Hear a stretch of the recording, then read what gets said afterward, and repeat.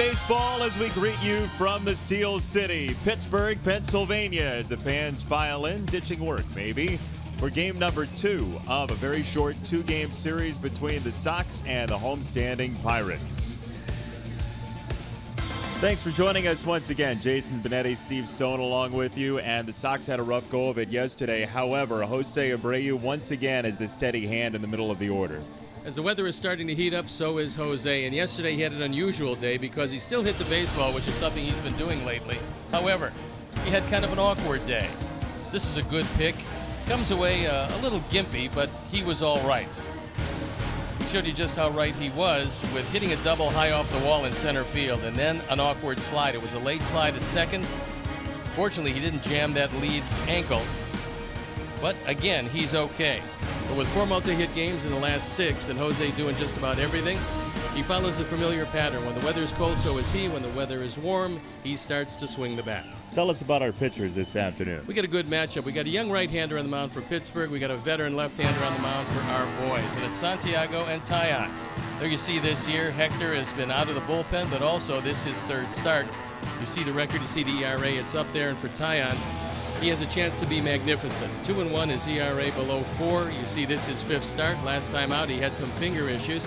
He says he's 100%. We'll see about it today, but the Sox have to beat Pittsburgh at least once this year, and today's the only chance we'll have. Final game of the road trip, Sox will be home for 8 after today. It was an early start for the Pirates. 4 straight games the Sox have given up runs in the first inning. Pirates won 7-0 yesterday, and we'll see if the Sox can make him take a spill today.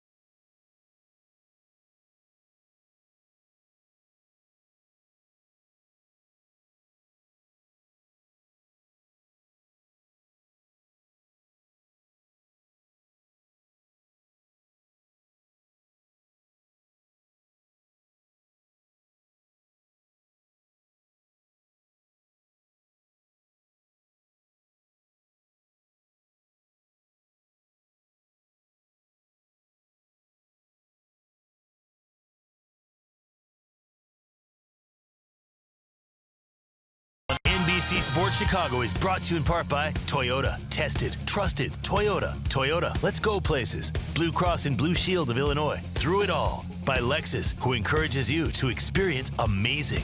And by Miller Lite, the original light beer. Miller Lite, hold true. Welcome to beautiful Pittsburgh, where the Sox and Pirates get together for game number 2 of a 2-game series. And the Sox will try to crack the score column against the Pirates with a starting lineup that you may find familiar. It's brought to you by the Webb Auto Group for the best lineup of Chevys, Fords, Mitsubishis, Genesis, and Hyundais at the best price. Go to webcars.com. Moncada at the top. Yolmer Sanchez in the 2-spot. Tim Anderson's first day off. Abreu, Delmonico, and Davidson back in. Garcia, Narvaez, and Engel, followed by Hector Santiago. Defensive setup for Clint Hurdle and the Pirates, presented by UI Health. And this is how it looks left to right. It's Dickerson, Rodriguez, and Polanco. Marte still out of the lineup with that little side tweak. Then it's Freese, Mercer, Moroff, and Osuna in the infield. Elias Diaz has the nod behind the plate, and our Lexus Experience amazing starting pitcher is Jameson Taillon. Former first-round draft pick, the 2nd pick overall. You look at the starts, he's got #1 stuff. The question is, can he harness it? And so far, he's been good, not great. Last time out, had a cut on his finger. He had to leave the ball game. He did not have a good performance. They're saying it's 100% today. We shall see. The umpires for the game this afternoon: Bruce Dreckman has the plate. Mike Esterbrook is at first. Crew chief Kerwin Danley is at second, and Chad Fairchild at third. We're ready to play baseball. And there is first pitch on this Wednesday afternoon. 12:36 local time, 11:36 where you may be watching. We'd like to welcome all the folks watching on MLB Network this afternoon as well. A hearty hello to you from the Steel City. Taillon will throw curve and a slider. His fastball probably upwards of 96, 97. He's got a sinker that he throws 94, sometimes 92 or 3. But he's got excellent stuff. There's the breaking stuff in the dirt. 1-2 on Moncada. Just 26 years old, Jameson Taillon, out of the Woodlands, Texas. He was born in Lakeland, Florida. And he has been through a great deal in his young life that we will document throughout the telecast today.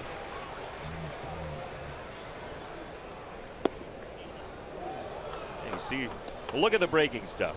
Pretty good curveball. It fooled Bruce Dreckman behind the plate. He was ready to raise the right arm, and then he thought better of it as that ball swept down. Almost a 12-6 curveball. Off the plate outside, 3-2. Steve mentioned what Taillon will throw, and here are the percentages that you'll see it.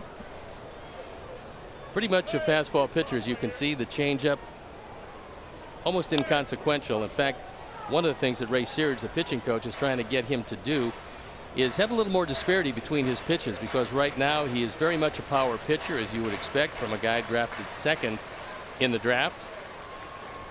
But the stuff is there, and eventually the Pirates believe he will be a #1 guy. Moncada forces him to throw 7 pitches, turning to 8. Yoan with a base hit in his last at bat in his return from the DL yesterday. One of the things Sox might want to take advantage of is the fact that Osuna does not have the best glove at first base. He's a guy who can swing the bat. They're still looking for a position for him.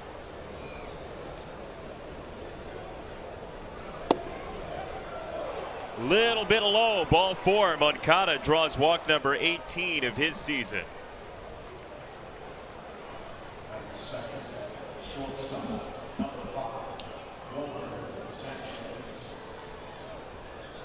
Yolmer Sanchez to bat. Sox are tied for 3rd in Major League Baseball in stolen bases. Only Atlanta and Washington are better. 32 of them this year for the Sox. I don't think you want to go between the combination of Taillon, especially with Diaz behind the plate, because he's a really good catch it, call it, block it, and throw it guy.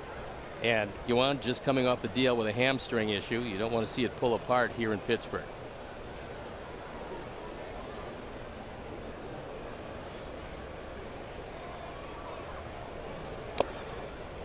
Yolmer's having a very good May. He's at 364 this month, about halfway through the month. Well, Yolmer does go to left field, especially on sinkers away, and that's exactly what Taillon has. So with Freese well off the line and a lot of room between David and the bag, that's a good place for Yolmer to slice it down.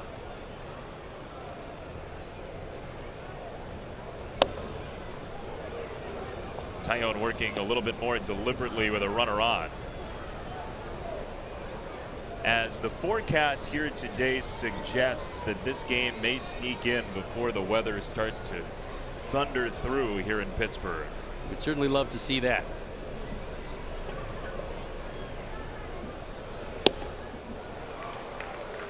Upstairs at 95, a ball and 2 strikes. The skyline here in Pittsburgh. It's supposed to be cloudy throughout the day. The weather forecast on the video board, a staple of Major League Baseball parks, said it'll look like it's going to rain, but it probably won't rain the first couple of hours of this game. Cloudy we can take. Rain, not so much.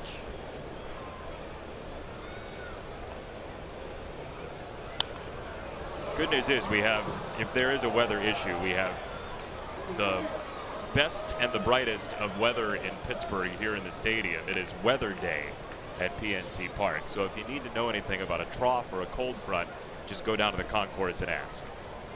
They were certainly extolling the virtues of knowing the weather before the game today. It was no Tom Skilling, but it was pretty good.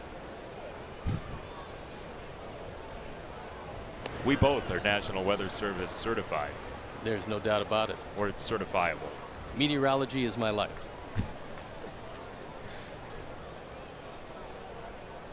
It's a color code day at the ballpark as well. Everybody in their own sections. Yolmer fights it off. Sox are trying to flip the script here today. It's been 4 straight games now where the opponent, whether it be the Pirates or the Cubs, has led after the first inning. Well, a different top 4 in this lineup than we saw last night, with Marte out of the lineup and Moroff, Freese, and Osuna in the top 4.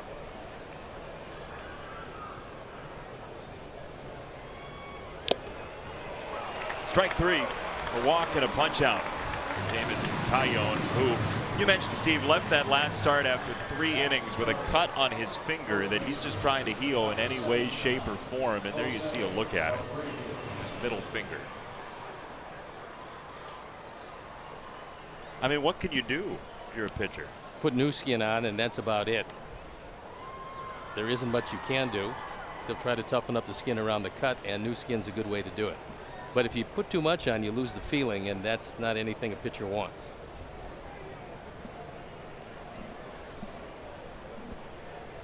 One out, one on for Abreu.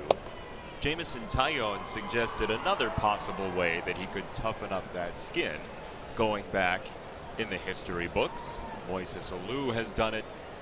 Jorge Posada did it. There's another fluid. Hunters do it. Hypothetically, you could choose if you wanted to.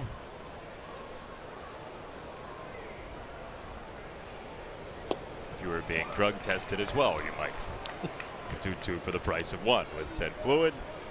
Ball and a strike on Jose, who's on a 15-game interleague hit streak. That's the longest in Major League Baseball. Being from Cuba, he loves when the weather is warm, and it's not quite as warm as we've seen here, but it is very humid.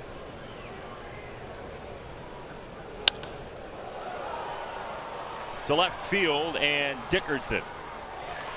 That's the second out of the first inning. Delmonico coming up.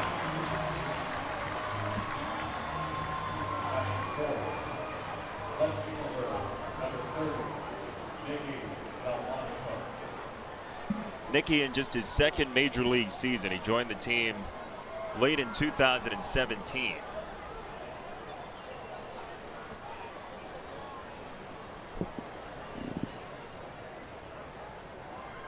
Power numbers were up last year from where he is right now. Trying to get back there as Moncada stands at first with 2 out.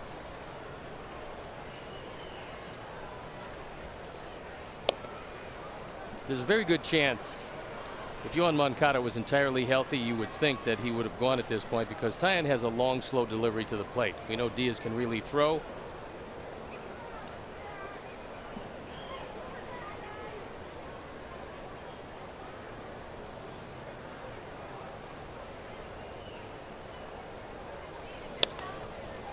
Left side and through. That's a shift beater, folks. Moncada chops his steps into second base, and Nicky Delmonico goes the opposite way for a first inning single.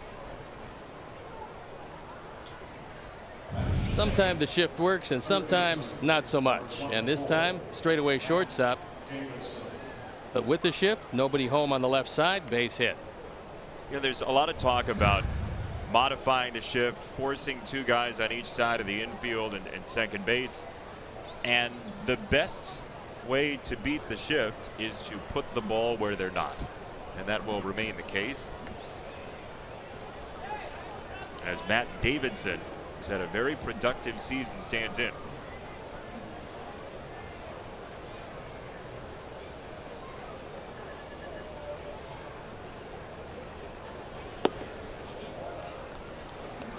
At least on that pitch, I like the way Diaz did not set up early. He didn't want to give the coaches any chance to alert Matt Davidson about the location of the pitch. He just stayed in the middle of the plate. Granted, it was a curveball called. But so far, Taillon has not been able to get the curveball over the plate. More times than not, when they go to a fastball, they go inside to Matt. This is down. 2 balls, no strikes with Garcia on deck.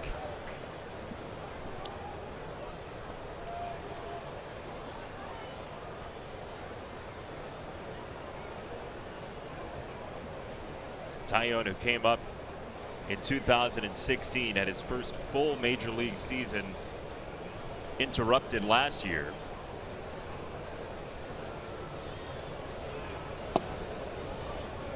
It's just dropped, and it's outside of the zone anyway. 3-0.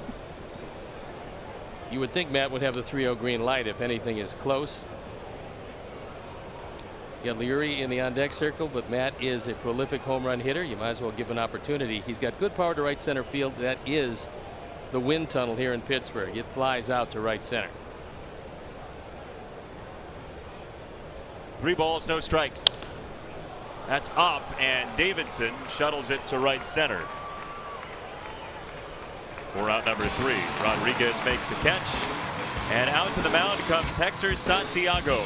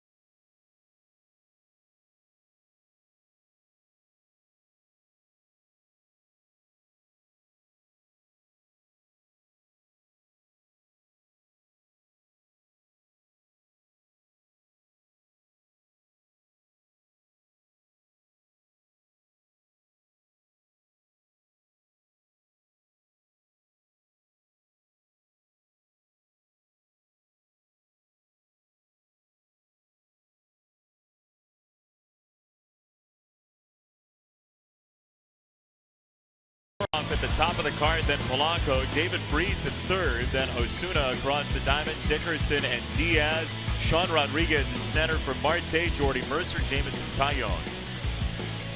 The defensive setup for our Sox, put out there by Ricky Renteria and UI Health. You see it right there with Nicky, Adam, and Leury across, and Matt, Yolmer, and the bunch. First one was in there from Santiago, and Moroff gets hit by the second pitch. So Max Moroff plunked by Santiago to start the Pirates' first inning. Time now for Alexis Experience amazing starting pitcher. It is Hector Santiago, and this is his third start. There you look at the numbers. The ERA above 5.5. He's been man out of the bullpen to eat up some innings. Now he has to eat up a few in the starting rotation. And game plan number 1, get out of the first inning without giving up runs, or the Sox will petition to start the game in the second inning. It's going to become one of those hotel situations where you're on the 14th floor, but you know in your heart, you're on the 13th floor. We just need to call the first inning of the second inning. Put it on the graphic. The whole thing. I would think that'd be a good plan. 4 straight games with runs in the first for the opposition. The Sox record, which even having the occasion to look up is something that hurts your heart a little bit, but the Sox record is 7 times in a row allowing a run in the first inning. That's not too good. 15-0 in the first inning over the last 4. And the ERA this year, 9.5 in the first inning.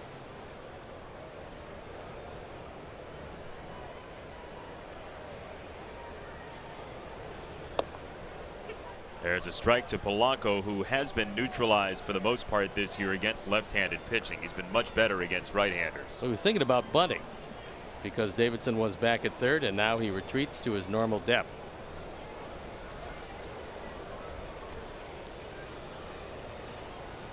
Oh, 2.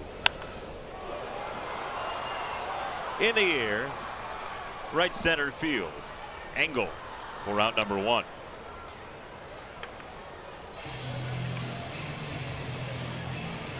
One out, one on for the Missouri native David Freese. Last night it was Colin Moran at third base, and he's done some damage to the Sox. And the venerable David Freese, been around a long time, still has some power. And there you look at the numbers. On base percentage, very good. 344 for a guy that can hit the ball out of the ballpark. 35 years old now, David Freese, after his major league debut in 2009.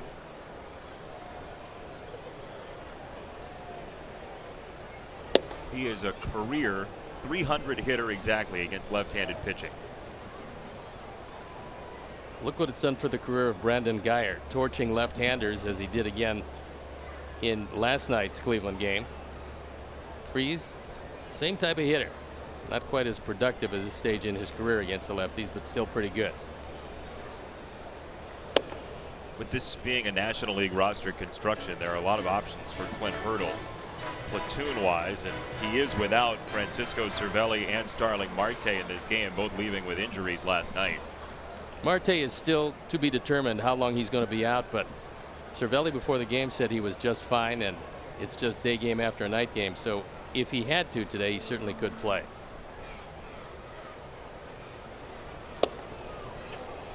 Hector's got a strike, 1 and 2 on Freese. Hector used to throw a lot of screwballs when he was a starting pitcher.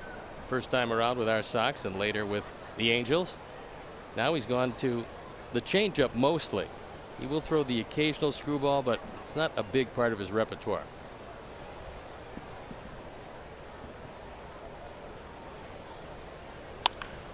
On the ground, back to the mound. Hector spins it to second. The turn means the first inning's over, and we are scoreless. The streak is over. The streak is over. To the second we go.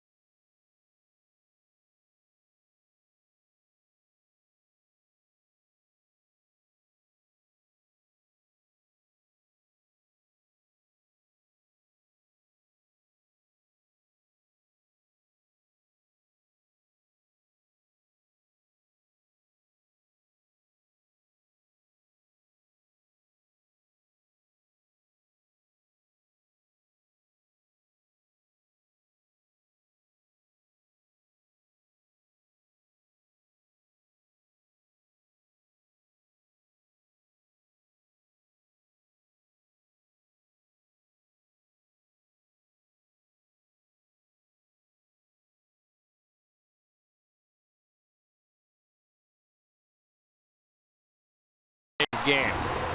And we'd like to welcome all our viewers streaming the game on Hulu. Plus, the viewers watching around the country on MLB Network, whether you're doing it on your television or on your computer, we promise we won't tell your boss you're not doing any work. Promise. Although we just did. Just between us. First pitch swinging, Garcia deep to right field, and this ball is out of here. Leury Garcia with a home run to crack the scoring, and the Sox lead.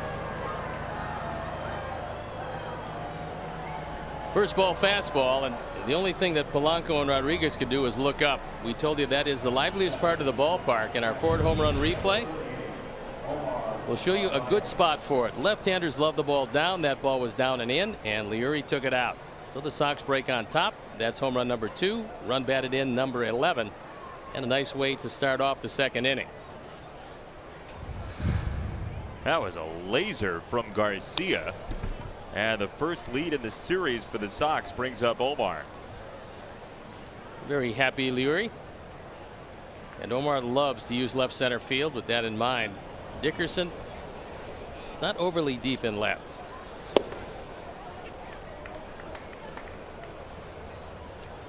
Two strikes to Omar. 26-year-old catcher who is Wellington Castillo's understudy this year. That ball's hit well center field. Rodriguez does have a play short of the warning track. Here is what you'll be seeing during our telecast this splendid afternoon from Pittsburgh. We will test Steve on his own career. A Pirates edition of Sticks and Stones. Stephen Piscotty's return to the A's lineup is something you just absolutely need to see, and a Texas-sized beatdown. We'll see what that means for maybe a Rangers lefty later on. No, it doesn't involve Nolan Ryan and a former Sox manager. Edamango hit in the leadoff spot at Wrigley Field and got 3 hits. Back down in the 8th spot. He tags this ball to left, and Dickerson for out number 2. Not the place you want to hit it. As you get closer to that triangle here in Pittsburgh, it's 410. That's the deepest part of the ballpark, and the ball kind of holds up there. So we've seen a whole lot go out in right. We've seen a ball go out in left. We haven't seen anything go out in left center. Although Jose took it to the deepest recesses of center field. Jose Abreu, line drive rocket off the center field wall, and he ran that into a double in last night's game. Here's Hector Santiago, who for his career is 3 out of 17 at the plate. He's actually a very good athlete. You look at the numbers and they're not bad for a guy that doesn't hit a whole lot. One thing to watch in today's game is Hector has never been past first base on the base paths. His 3 hits have been singles. He was wiped out on a fielder's choice after for 2 of them, and the other one came a couple of years ago was with 2 outs. You should talk to the crew chief, Kerwin Danley, if he does get on first base, and ask him if he could just go out there to take a look if it's still in the same spot as when he played Little League Baseball. Just do a little examination. Yeah. Tyone rings him up. That is nasty. But it was this to start the inning. Leury Legend with a solo home run. 1-0 Sox.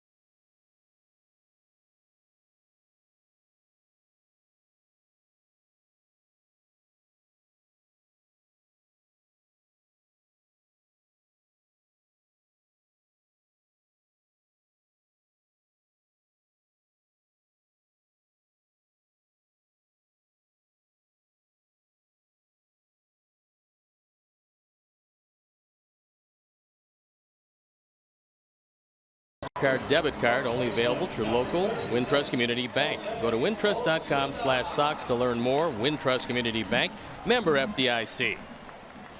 Let's tell you about that White Sox history in Texas. Bo Jackson, 3-run tater off of Kenny Rogers, and with 2 on later, Ellis Burks against Kenny Rogers. Gonna kick the cards in, Kenny. 15-8. Sox with a victory. The leadoff hitter that day in Arlington is current Pirates third base coach Joey Cora, who was at second base for the Sox leading off that day. Pitch is fouled back. There's Joey. A couple of seasons in Sox colors in the early 90s. He and Ozzie Guillen, a formidable double play tandem. And also a formidable tandem when he was a coach for Ozzie. Davidson at third. High, and Jose for out number 1. Nice footwork on the part of Jose as he went up to get it and then tapped the bag to make the putout.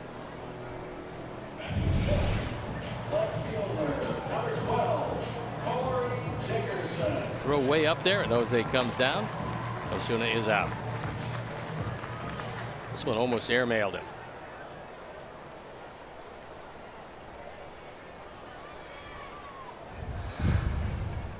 One down for Dickerson.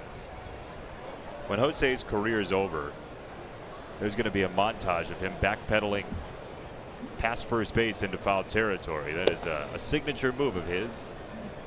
Base runners don't like that a lot because they know that as they're going up the line, that ball has to pass between them, the bag, and then get to Jose. Who is a big fella. As a barricade, he's tough to beat.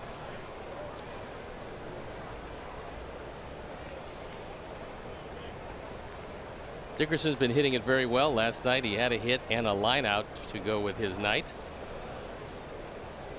Choking up on the bat, standing pretty close to the plate. He is a massive fly ball hitter.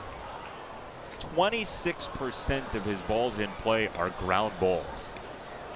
3/4 of the time he hits the ball, it's in the air, and that's part of the reason the Pirates have the highest average launch angle to the outfield in Major League Baseball at 34 degrees.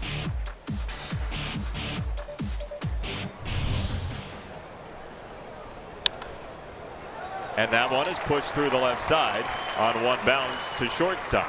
Dickerson, a 1-out single. Almost without exception, unless you're one of the stars of the team, when you come up from the minor leagues as a left-hand hitter, you're going to have to show your major league manager and the organization that you can hit left-handers.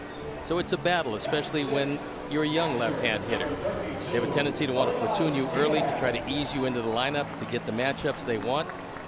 But each and every time you face a left-hander, you've got to show them. And Dickerson did that at a relatively early age. Now plays every day with no problem. Was a good player with Tampa Bay. And Pittsburgh is ecstatic with not only that bat, but defensively, he's tied for the league lead with 4 assists. So he's a good one.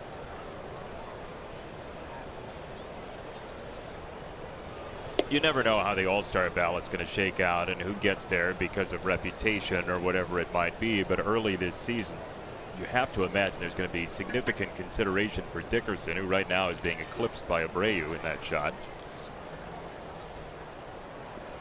I would think certainly that he would have a whole lot of people very interested in the way that he finishes up this first half. But there is a long way to go. We need to figure out how to make the first half and second half actually be halves. That's of critical importance. I think so. Really? We're teaching the kids weather. We might as well teach them good fractions too. Well, when you start in March, it's tough to really have that All-Star break in the middle of June. So start earlier. What do you think? You start earlier, you have it in the middle of May. You start later, you get it in the middle of July. Can't the All-Star game just be after 81 games? No. Why not? Just can't. Oh, that's a good reason. Yeah. Because I said so is next. 2 on, 1 out for Rodriguez. Bring your family of 4 to a White Sox game for as low as $49. Our family 4-pack includes 4 tickets, 4 hot dogs, 4 chips, and 4 sodas. Upper level, lower level packages, both available. Check out all the available dates at whitesox.com/4packs today.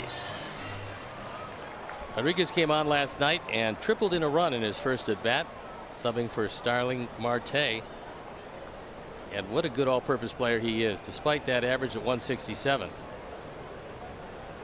He can still hit the ball out of the ballpark. We saw pretty good power last night.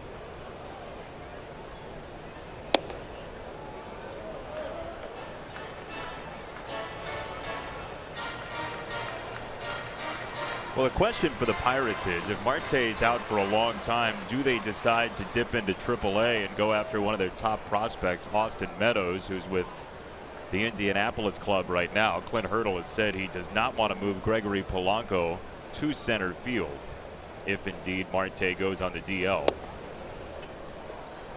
Obliques are tricky, and he's got one of those. So we'll have to see how it plays out for them. They're going to get Josh Harrison back around Memorial Day. That's going to give them a big lift. If they can have a healthy Marte in center field, this is going to be a formidable ball club. They're good enough now, but with Harrison, they're going to be very good.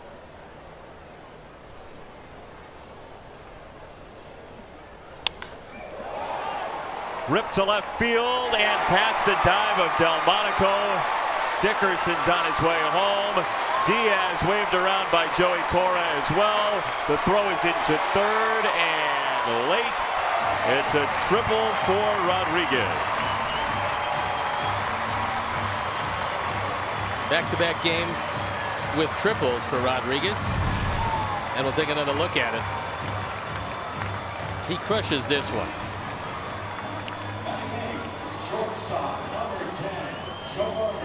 Nicky can't get to it. The full-out dive. And the ball just gets by him. And then he's off to the races. So the base hit the walk. For the meantime, has cost 2. And now a meeting as the umpires are going to go to replay. I think what happened, and see at third base. Yeah, they think Rodriguez might have come off the bag. He was initially safe and might have come off the bag. So he's on the bag. And if it comes off at all, Matt has the glove on his calf. He thinks he went off the bag, and if Matt was pointing to it, he's got a pretty good idea that he did indeed come off the bag. And out, yep. Good job by the Sox video crew to get right on that. And Rodriguez is out. He's safe enough until all that momentum on the slide and a heads-up play by Matt Davidson. He kept the glove on his calf, so if it comes off at all, any part of your body, you're done. And he was. And in the age of replay, we've talked about this before, it's almost a have to, is keep the tag on for the entirety of the slide before the time gets called. Well, especially when you see the velocity that a base runner comes into the bag with. Because if he's coming in at all with a head of steam, then you have to keep it on him, and that's exactly what Rodriguez did. He was trying to beat the play, and he thought maybe he could hook the bag with his leg after the hand passed over it, but he couldn't. Santiago will take it, and he strikes out Mercer in a heartbeat. 2-1 Pirates after 2.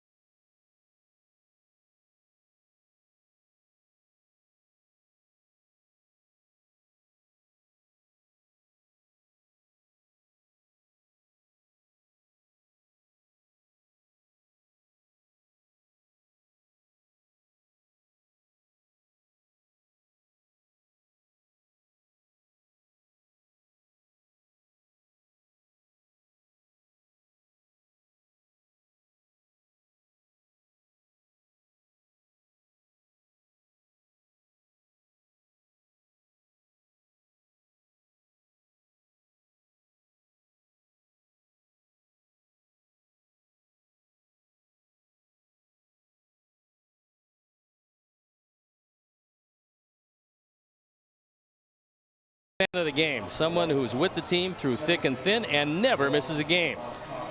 Do you have what it takes? If you do, enter the NBCSportsChicago.com/White Sox AF. Enter it, you might have a chance to win, and you could be the Sox authentic fan of the game. We have a lot of choices here in Pittsburgh. A lot of Sox fans have made this trip. Last night and today both. You pan around in the seats, you see a lot of Sox gear. It's a really easy place to get around. It's easy to walk back to your hotel. The ballpark is beautiful. The downtown is very nice. So you could understand where it would be a comfortable place for fans to come. In the air, left center field, Rodriguez with the call and the ball for out number 1. We told you that Jameson Taillon has been through a lot of adversity in his career. This is dating back to 2016. Hernan Perez of the Brewers with that line drive off of Jameson Taillon, off his head. I mean, it's hard to watch, and the kid stayed in the game. That's pretty amazing, because he got hit flush. It wasn't like a real glancing blow. And with pitchers, many of them in this day and age, max effort guys, meaning they're throwing the ball just about as hard as they can. Consequently, the right-handers fall off to the first base side, left-handers to the third base side. You're not in a defensive position. You can't really defend yourself falling off, and when it's hit to your arm side, you're defenseless, and you just have to hope of the capriciousness of the line drive that it goes into center field, not off your cranium.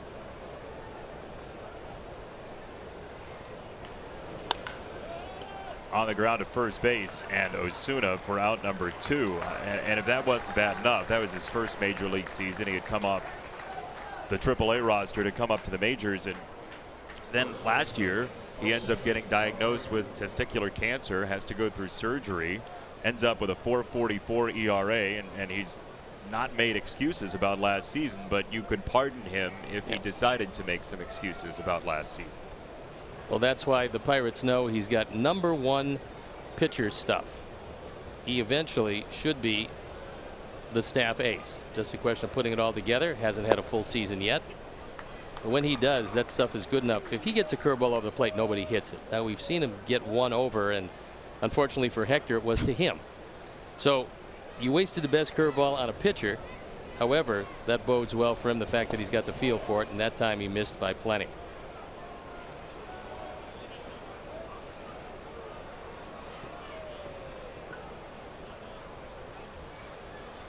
Well, you mentioned the stuff. I mean, between the ears is pretty good too.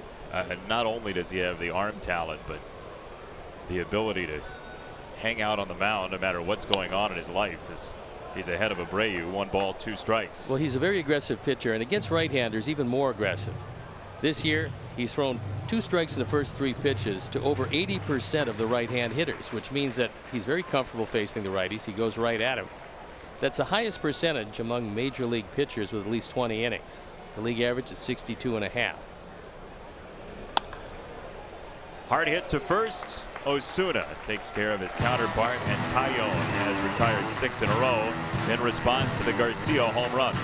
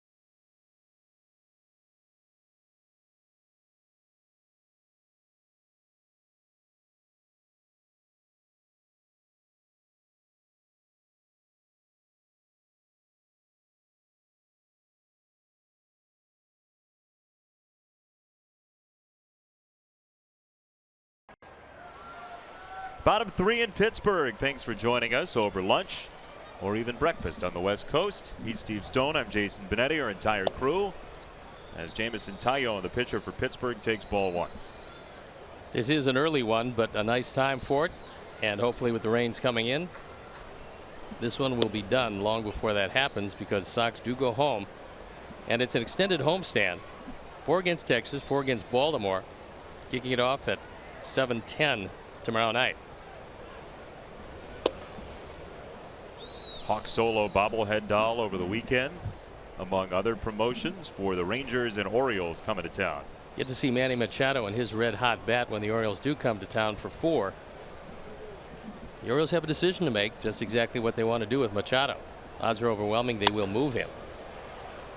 Second base Moncada for round number 1 as we take a look at the White Sox farm report. It's presented as always by Guaranteed Rate, and it's the Charlotte rotation. Dylan Covey in 7 starts, a 2.33 ERA. He came up with a doubleheader, pitched well against Kansas City, got hurt by an error in his start, but those are really nice numbers for Dylan. Well, he was a Rule 5 draft, and the Sox really liked what they saw. They kept him all year, and then now he's got to earn his way back.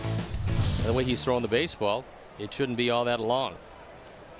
And you talk about breakfast at the ballpark. That Charlotte Knights team has already finished today in Toledo, just down the road a piece. Jordan Stevens made his Charlotte Knights debut after a sterling start in Double-A Birmingham to his season. 6 innings, 2 earned runs, 5 strikeouts, no walks for Stevens, who was a 5th-round pick a couple of years ago out of Rice. That is a really early ball game. Oh, they do that weekday day games, Kids Day in Toledo. 7 o'clock in the morning. It's like 10:30.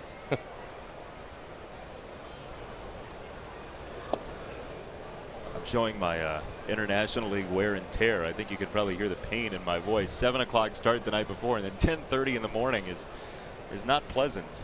No, that bus is a little early. Oh. Pop up left side. And Davidson. White Sox fans, celebrate your Italian roots with Italian Heritage Night, presented by Beggar's Pizza, when the Sox take on the Rangers Friday, May 18th. Italian Heritage Night features specially priced tickets and a post-game fireworks show. To buy tickets, visit whitesox.com/Italy. Your folks coming to that one? Oh, yeah. Good. I'll have a big tin of Mastacholi. I like that. I'm to send it up to the booth. If it's got cheese on it, you can't eat it, though. That's okay. I'll scrape it off. 2 down for Polanco.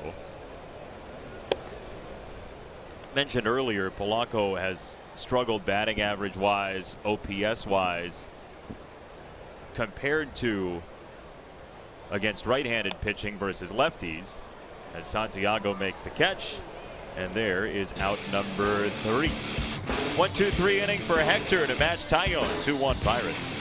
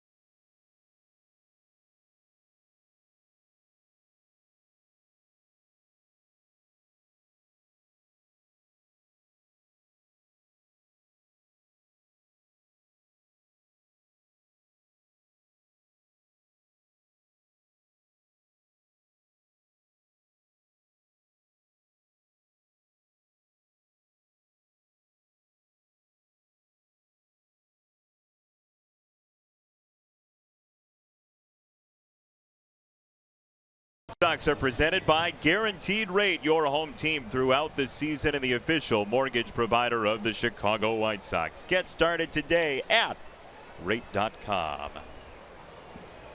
Nice dye job.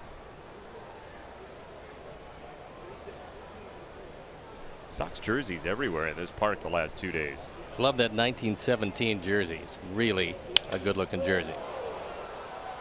Splinters everywhere. Nicky is out on the first pitch of the 4th inning. Here's your Sox math question. First correct answer wins a postcard from Pittsburgh. Hashtag Sox math on Twitter. Number of outs Chris Beck recorded last night multiplied by the number of base runners he allowed last night. Your defending champion is Legend of Zelda fanboy Triforce of Game. It's a pretty easy one. I thought midweek it was supposed to be really difficult. You didn't get a whole lot of rest, did you? It's day 2 of the series. It's a day game. People's minds are scrambled. Why? They haven't traveled. We're being lenient. Maybe they have. You think everybody in the world hasn't traveled today? Yes. Strike one to Davidson. In the meantime, Matt has 10 of his 11 home runs on the road, so this should suit him pretty well.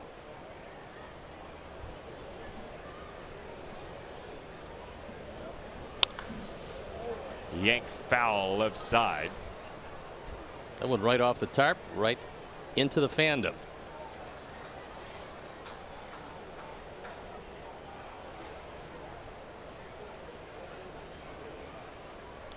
With the sun starting to peek out, Tyone on 2 strikes. Fans Davidson, 2 gone in the 4th. He just keeps pumping the strikes to the right-handers. He'll dance around with the lefties, but right-handers he goes right at them. And a great place for an 0-2 fastball. You show it right up in the eyes that Matt Davidson and most right-hand hitters just can't lay off. See how he handles Garcia, who is the guy to homer off him last time up in the 2nd inning. Well, he hit him. Get him right in the 8th.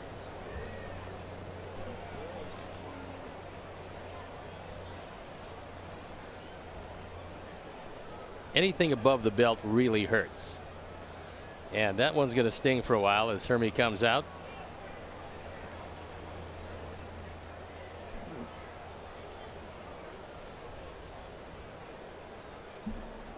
And Leori's okay. Narvaez comes up. When a guy with good speed gets hit, the thing he thinks about is stealing a base. Out of spite. Just to do some damage to the pitcher. He's 6 for 6 in stolen bases. Sox this year 32-7. They've run a lot and they've been very effective.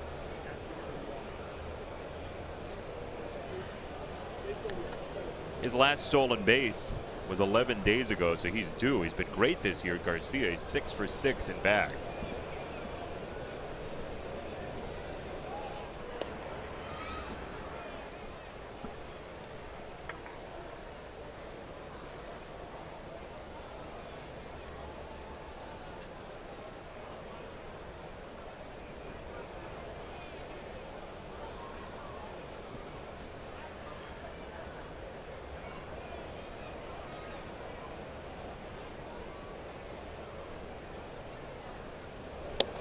There's ball 1 to Omar, who flied out to center field on an 0-2 pitch in the 2nd inning. That time Tyone decided to shorten up his delivery. That was a modified slide step, so he is aware that Garcia is a base running threat.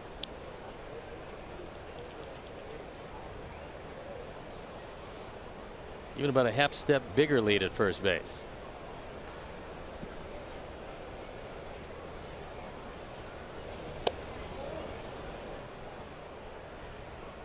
One of the problems a lot of pitchers have is in trying to modify their delivery and use that slide step, they lose their touch and feel, lose the control, and he's falling behind 2-0. Omar should have a good pitch to hit here.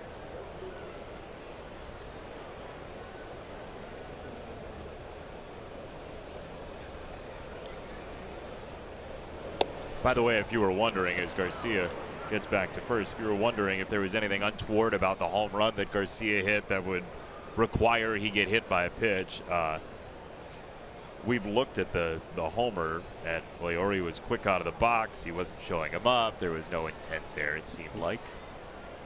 Certainly don't want to put a speed guy on base in a 2-1 game.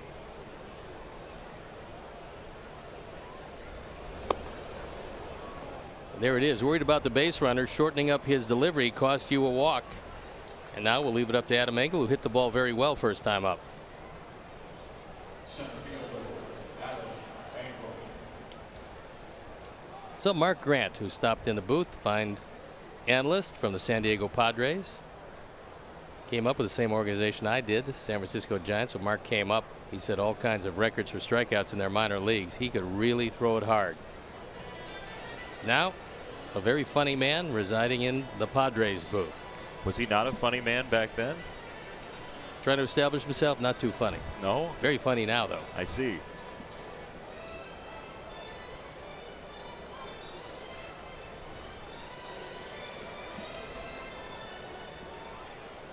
So Diaz out to the mound for a short conference.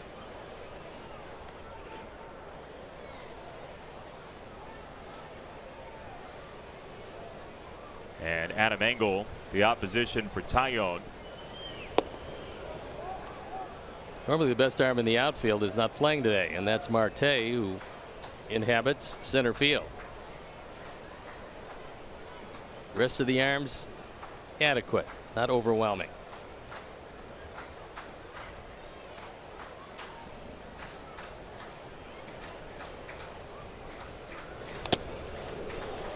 Oh boy, that caught the plate umpire Bruce Dreckman.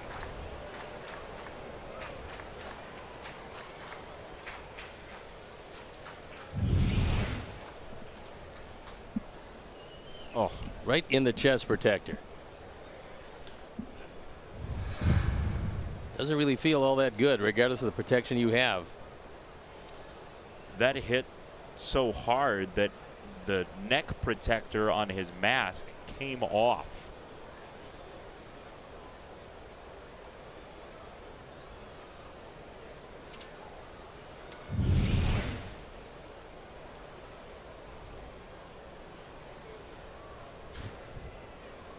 Not good. No.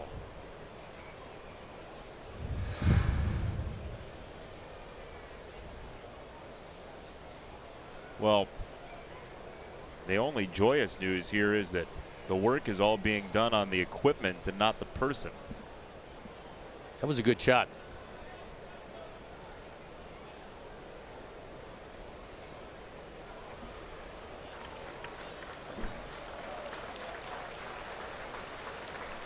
Diaz says, hey, look, we need a baseball. Right back into game mode. But good to see that Bruce is okay and ready to go. Kind of interesting that Taillon threw the ball out of play, a ball that he could have used, and maybe he had a nick on it. And normally, if a pitcher works on it, you want some sort of a scuff on the baseball, but these days, the pitcher asks for a new one.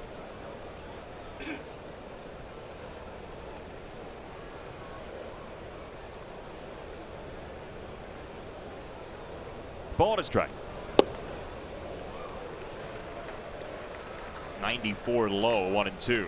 Adam didn't see that one real well because it was a very awkward and late swing.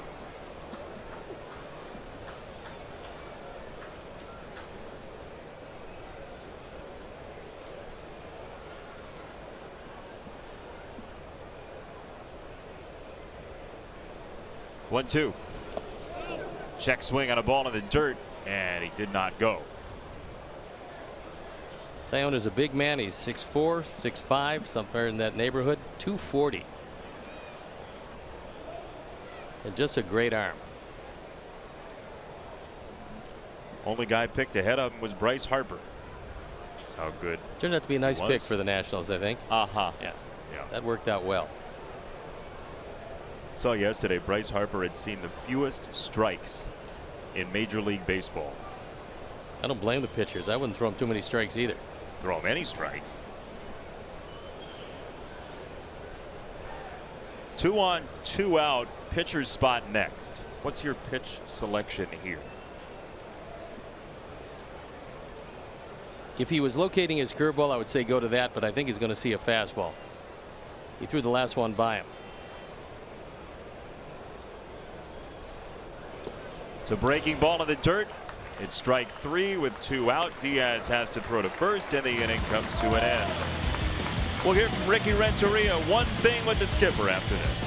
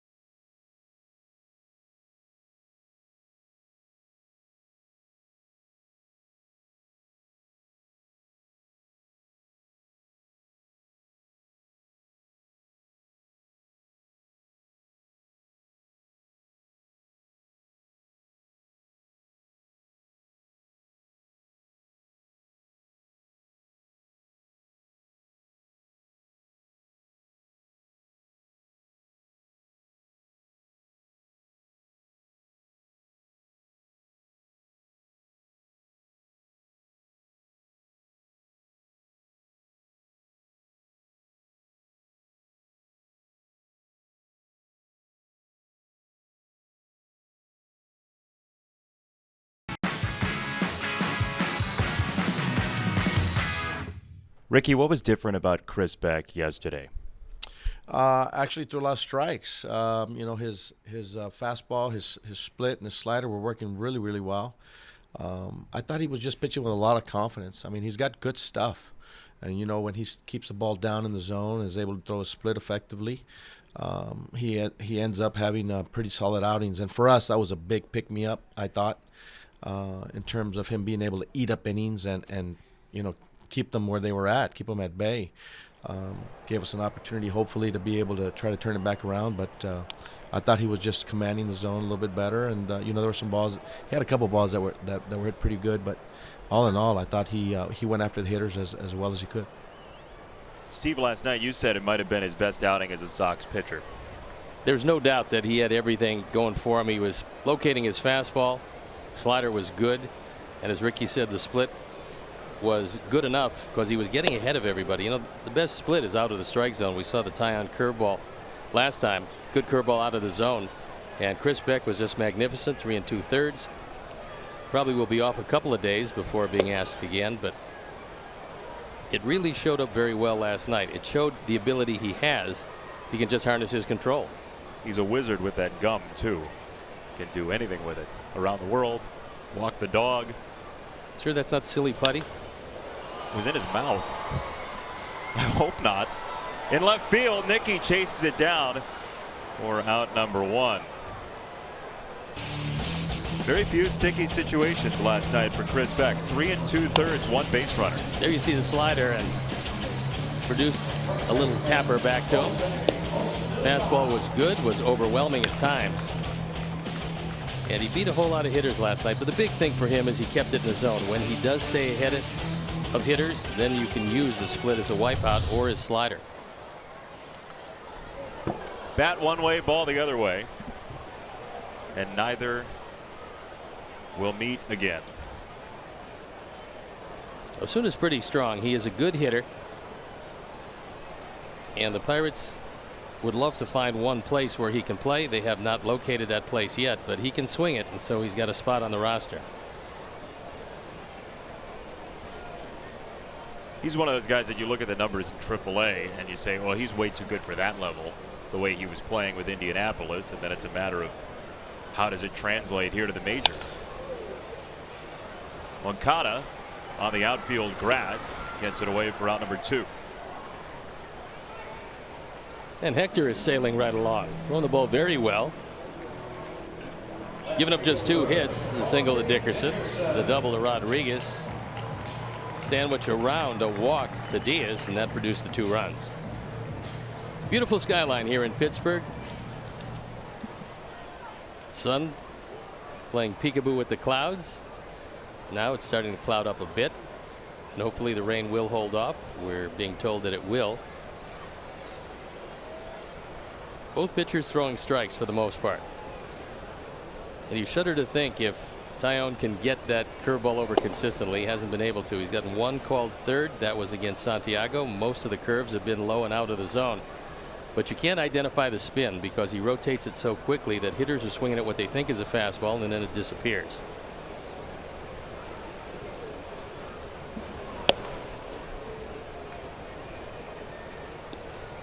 Why the inconsistency with the curveball, do you think? I think it's just tough on the release point. And don't forget that you got a pitcher that's coming off a cut finger, so maybe there is something to close it. It could be some new skin, and you lose just a little of the feeling on it. When you say new skin, just wait for it to grow? No, it's a clear, almost a polyurethane coating. And you can wait for it to grow, but that's a little slower. It'd be ready in June if you do that. I was going to say, when you say new skin, people at home are saying, well, I don't have the capability of doing that. I don't regenerate limbs. Well, that's why he was a #1 draft pick, the ability to do that. That's magical power. That'd take him ahead of Bryce Harper. He could do that. I don't know about that. There's a look at the fairly young right-hander who's put it all together here today to this point.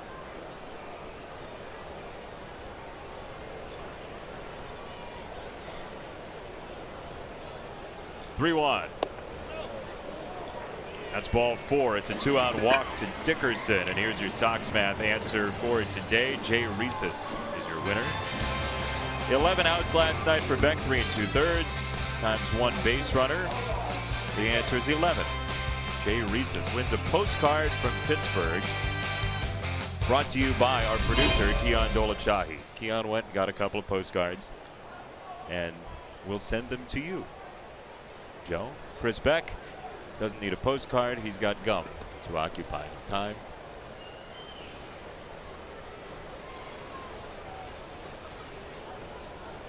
And a throw to first. Dickerson back in. Pirates knew that Diaz was a very good defender. They're pleasantly surprised with the offense that he's put up this year. In fact, between Cervelli and Diaz, they have one of the best catching tandems in baseball, both hitting over 300.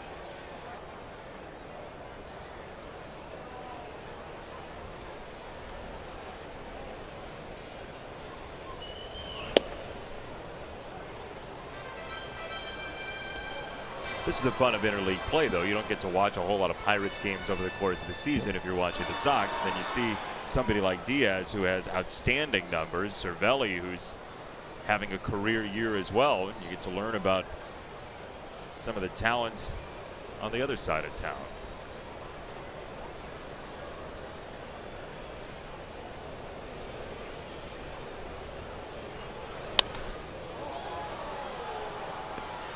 Up the ladder into right center field. Engel is there to make the catch. Dickerson stranded, but we are not. In lovely Pittsburgh. Take a ride with us to the 5th.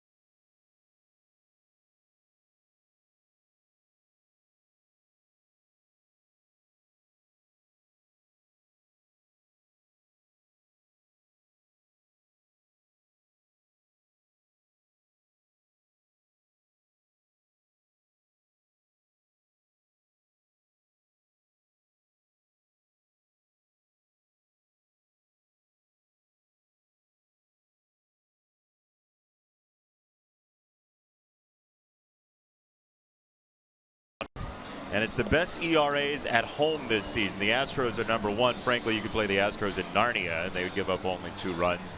Pirates, though, 6th in Major League Baseball, 7 over at home. Not bad.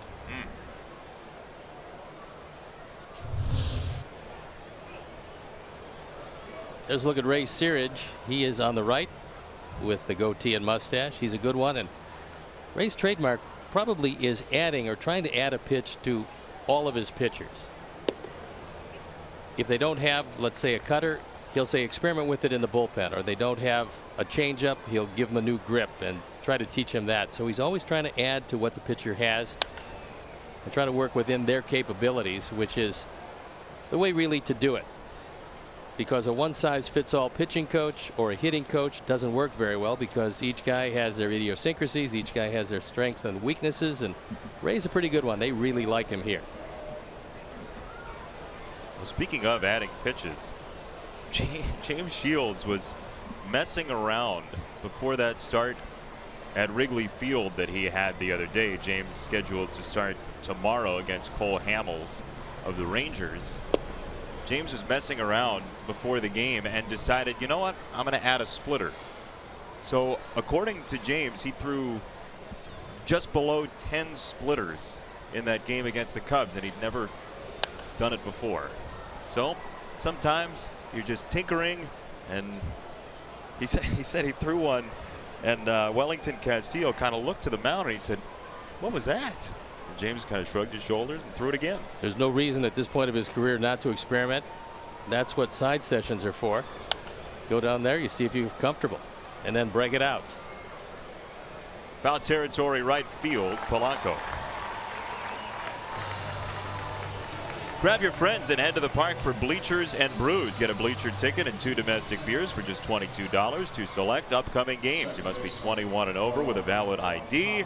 To buy tickets, you can go right now to whitesox.com/brews. That's BREWS.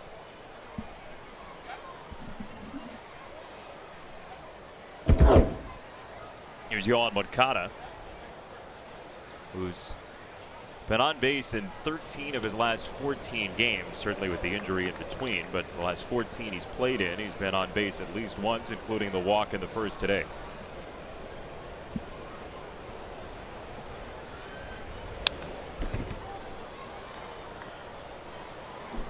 Yohan Moncada, in the last 13, his slugging percentage up to .627. So entering this game today, his slugging percentage was up exactly 100 points over that 13-game span. That's why you hated to see him go on the disabled list when he did, because he was starting to really crank the baseball. Osuna at first, and there's out number 2. So when that streak started, his slugging percentage was .400. It was up to .500 before today started. So you have to hope that continues, although sometimes you're away for 10 days. It's going to take a while till he starts getting consistently good swings. We saw him last night. He was 1 for 4 in that one, and he had to have his first hit today. So if he comes back to any semblance of what he had before he went on the DL, it'll be really entertaining to watch. And that was from both sides of the plate. Much more advanced right now from the left side, because many more at bats as a left-hand hitter with the preponderance of right-handed starters and relievers.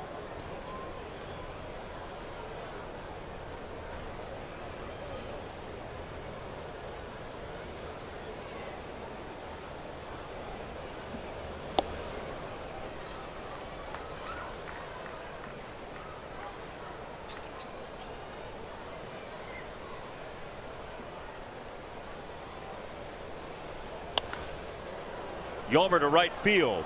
Polanco back at the wall, and it clears the fence. Sanchez gets it up and out with 2 down in the 5th inning, and we're tied at 2. Just Yolmer's second home run, and this is a left-hand hitter's paradise. That was a line drive, went out of the ballpark. That wall in Pittsburgh here is 21 feet high to commemorate Roberto Clemente. So our 4th home run replay, and Yolmer ties it at 2. He's got 20 driven in.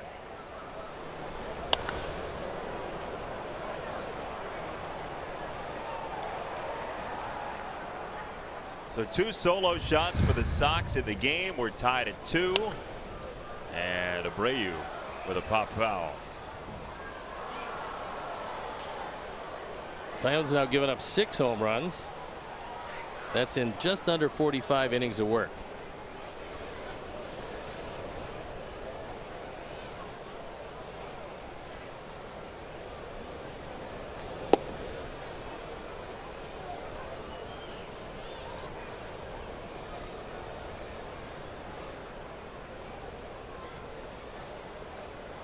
Yolmer Sanchez feeling the love.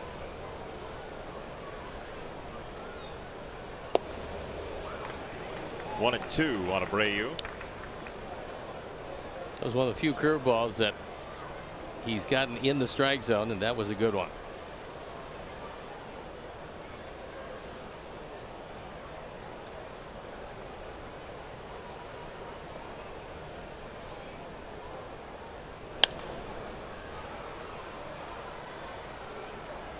Came in at 97.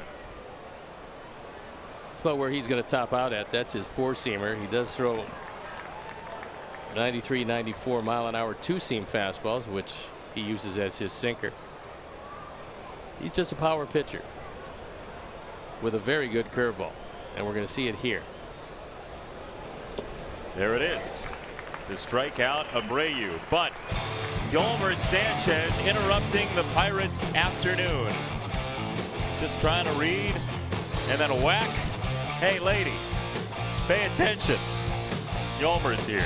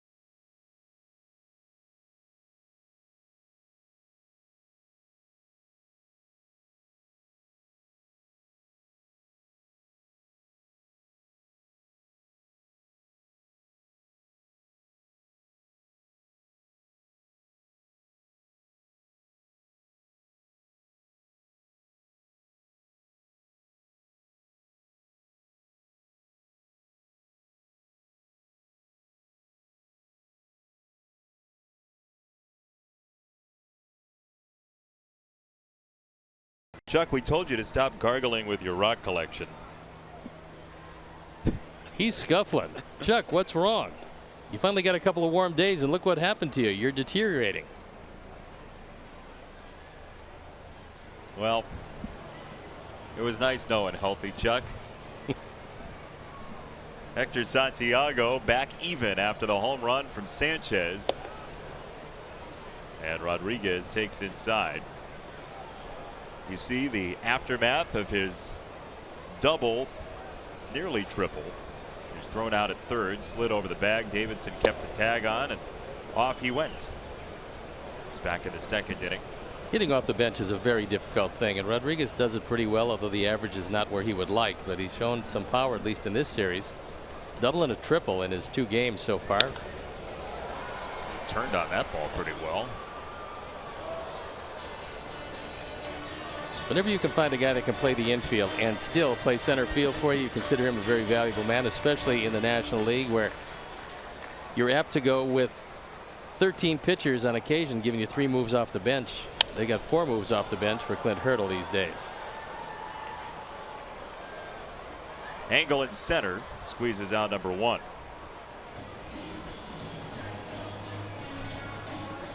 You wonder if he's got Marte available today. You'd imagine the answer is no. I would think not, because anytime you have any type of oblique strain, then you're running the risk of being out for a couple of months. If you really hurt it, I don't think they're going to risk him. They can afford a few days, especially where they are in the standings at this point, with nobody able to pull away in the Central. Yeah, they don't really have a backup center fielder on this roster. No, and Marte is their star. He's the best hitter, best runner, best thrower on this team.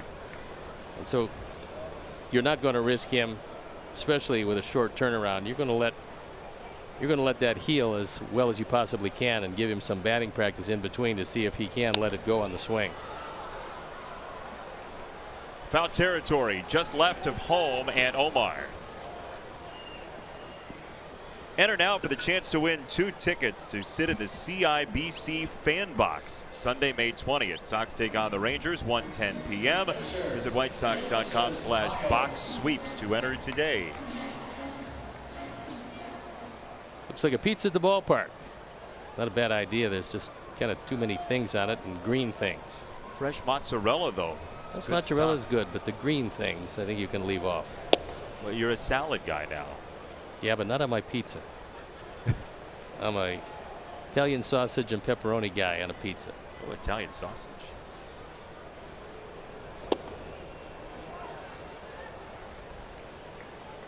Two and 0 on Taillon, who grounded out to second base in the 3rd. Take a look again, and for you young catchers out there, you want to throw that mask well away from where you're going to set up. And Omar doesn't, and as he drifts with it, almost steps on it. And that's one thing you certainly want to avoid. So when you're drifting after a pop-up, make sure that mask is well away. He was probably a foot from it as he caught that ball as the wind started to take it back toward the field of play.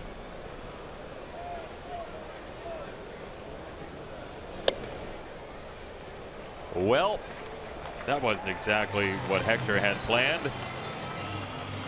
First walk for Jamison Taillon. And 3rd walk of the day for Hector. Now you roll over to the top, meaning if you do get Moroff, then you lead off the next inning with Polanco. However, first things first, Moroff, a better defender than Frazier. Frazier, a little bit more pop and a better hitter than Moroff, who occasionally can put a charge into it. However, you see the 2 home runs, and he'll sting the ball. He just hasn't yet today. How about that? A 4-pitch walk is Taillon's first career walk. 94th plate appearance all time. We saw Major League history today. The oddity of the game. Half swing, foul, 0-2. So Hector throws 4 straight out of the zone to the pitcher, and then comes back against the leadoff hitter, and it's 0-2. Sometimes you tell yourself just throw a strike and you can't do it. And that's usually what happens when you face a pitcher, especially a pitcher that doesn't swing it well. Although Taillon has a couple of runs batted in, was hitting 167 coming in. You just don't want to keep turning the lineup over, and that's one spot you'll have to face next inning, meaning Osuna will come to bat next inning if you get Moroff out. Which he does. As you said, out. Start saying out more. That works. 2-2 to the 6th.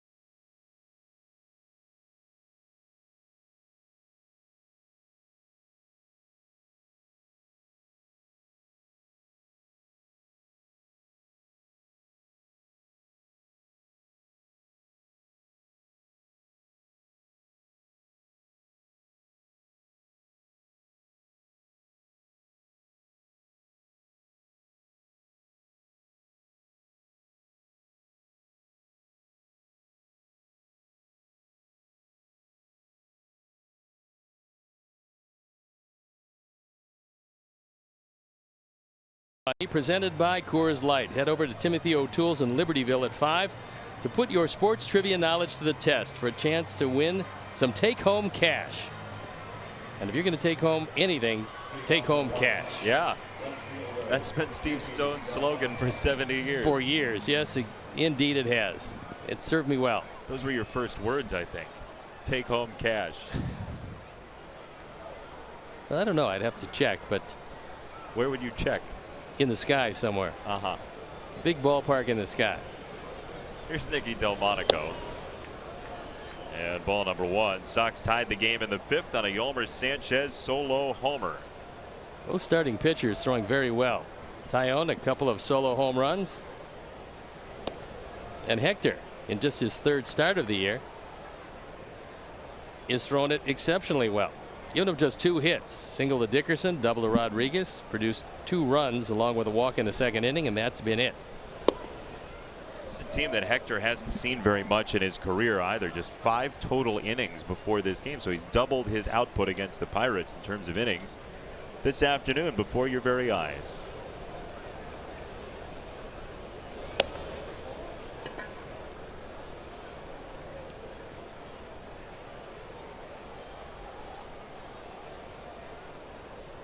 Now Nicky should get the fastball he's been looking at.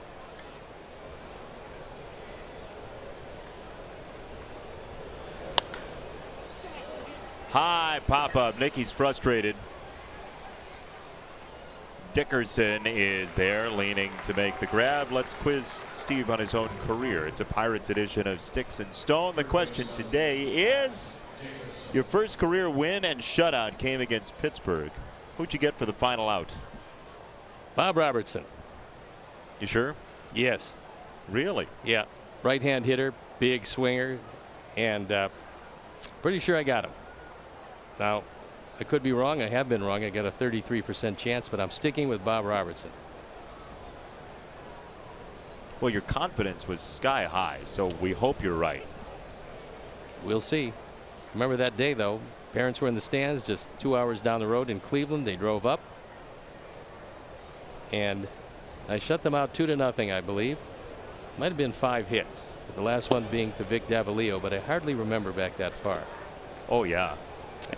3 Rivers. Right, I don't know where my car is parked, but I can remember that particular game in 1971.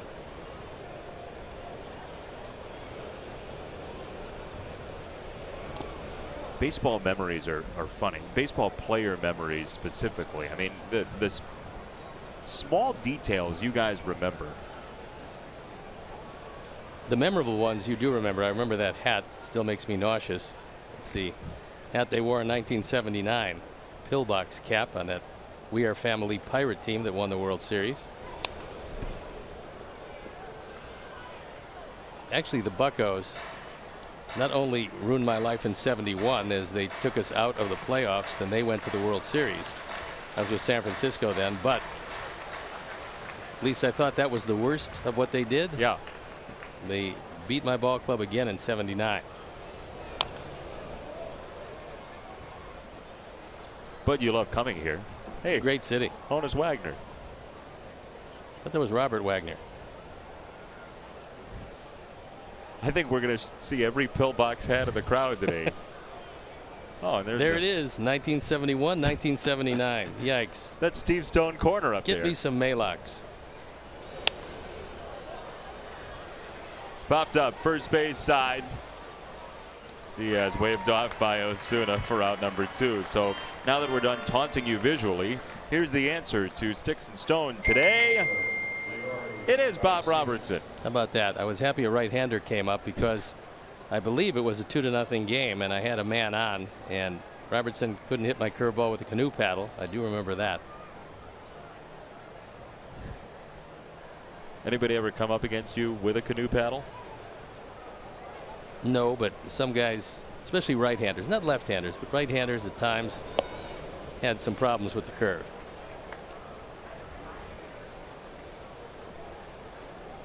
Leori Garcia has seen now 3 pitches all day. The first one was a home run. The second one plunked him. And the third one a strike. And the fourth one into left field.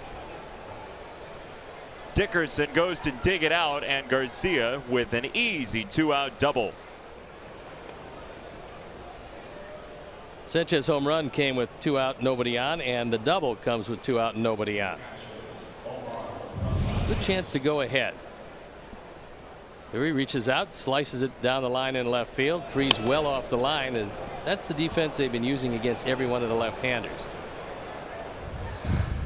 And with the speed of Leury, he represents a go-ahead run. So you've got the lefty and Narvaez up. He took a walk on 4 pitches in the 4th, so you wonder if Taillon's going to throw him much good to hit here. I think if he does, I think it would be a mistake, despite the 164 batting average. But hopefully he'll make that mistake. First pitch breaking ball. Well, I like the confidence of Taillon. Not sure I'm enthralled with the thought pattern, but we'll see if it costs him.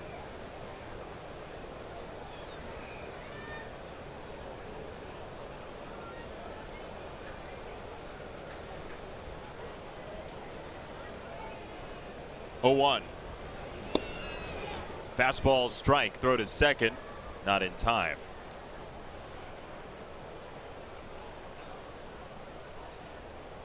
We told you about the good arm of Diaz, and he showed it to you there.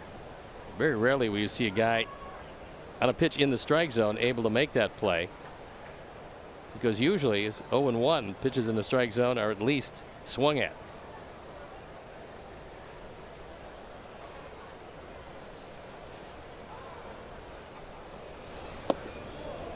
Downstairs on a breaking ball.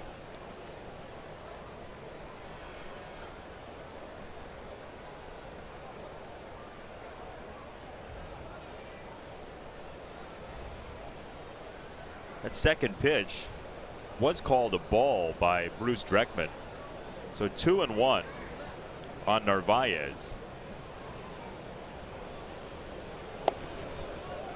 Turns to 3 balls and a strike. Last couple of pitches, he's been very careful with them. Pitches have been out of the zone.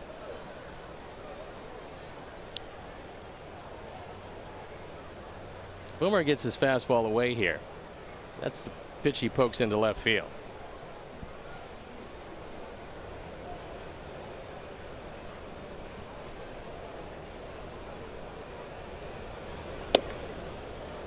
Off the plate, outside, ball 4, 2 on, 2 out. Adam Engel's spot coming up. That was not surprising, because he really didn't give him anything to hit, which is the way to play that situation. Even if Engel beats you, at least the thought process is where you need it to be. And now we're going to take a look at Ray Searage, who's coming out. If there is anything left to the scouting report on Adam Engel, he's going to share it with his young right-hander. Hey, head to the park for $1 Vienna beef hot dogs every Wednesday home game this season. Take advantage of this unbeatable deal on Wednesday, May 23rd as the Sox take on the Orioles 7:10 p.m. Get your tickets at whitesox.com today. And I believe, Steve, we have an audience joining us down the road a piece at lovely Citi Field in New York. We're being played during the rain delay. We're at our best during rain delays. Yeah. Oh, that's true. We've seen a few ourselves this year, so we welcome the audience in.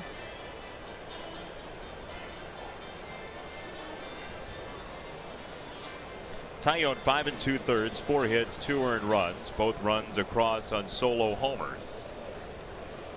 There you look at the numbers. They've been pretty good. And Adam now with a chance to put the Sox on top. Outfield shaded around toward right center. And Leary's going. You'd have to think that Nick Capra is going to be very aggressive in this situation with Santiago, the hitter, due up. And you wouldn't imagine Engel would see a great deal of good pitches to swing at. No, if he does keep it alive, though, Ricky Renteria is going to go to the bench. Sox bullpen up and going, as is the Pirate bullpen.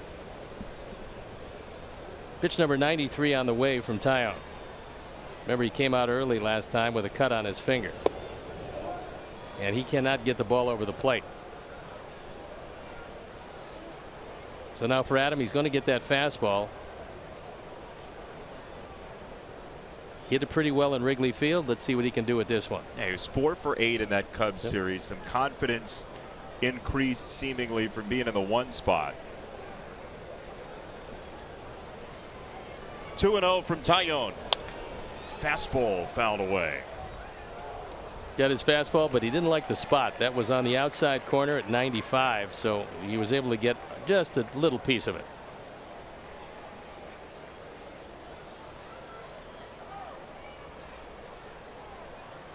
Garcia at second, Narvaez at first.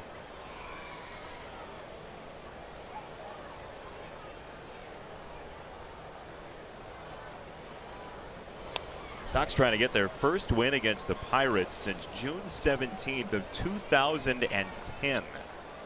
That day, Mark Burley beat Ross Ohlendorf. As you see, Edgar Santana loosening in the Pirate bullpen. Sox do have left-hander Daniel Polka on the bench available. Clint Hurdle wants to know if the pen is ready, and Taillon, if you got confidence in the curveball, this is the time to throw it. That's how he retired Engel in the 4th inning.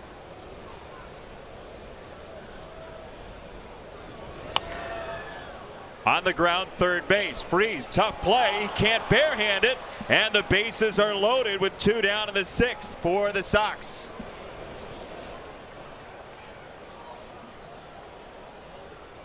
That was a play might have been made by Moran, but for David Freese back at third, he's got no chance. Engel's got great speed, and this is a do or die barehand. He couldn't make the play, so it does keep the inning alive, and it is indeed Daniel Polka.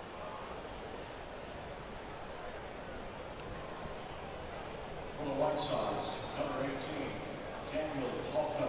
Polka, For Santiago.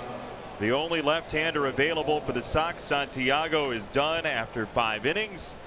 And Jameson Taillon is through as well with the bases loaded around him in the 6th inning.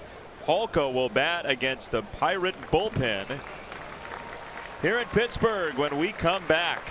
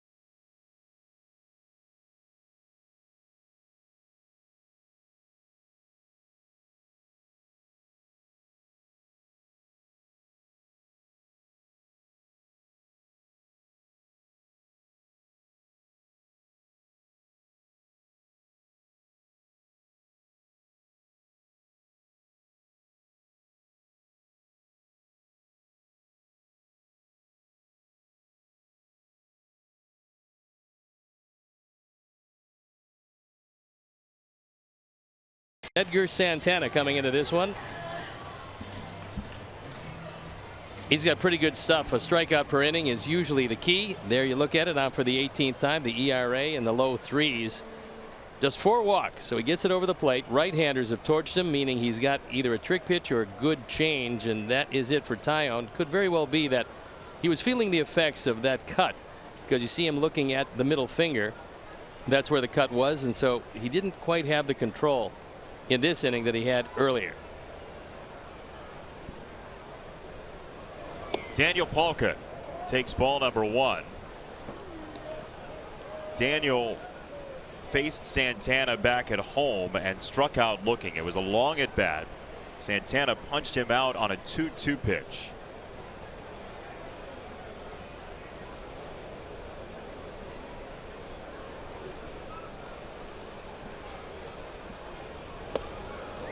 Off the plate, 2 balls, no strikes. Garcia at third. Narvaez at second. Engel at first. 2-2 tie. Very good speed on the corners.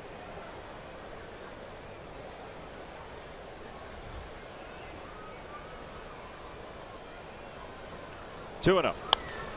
Fouled away left side. Daniel Polka. If somebody's going to hit a laser right now for the Sox, he is definitely on the list. 2 of the 5 hardest hit balls this season for the Sox have been Daniel Polka.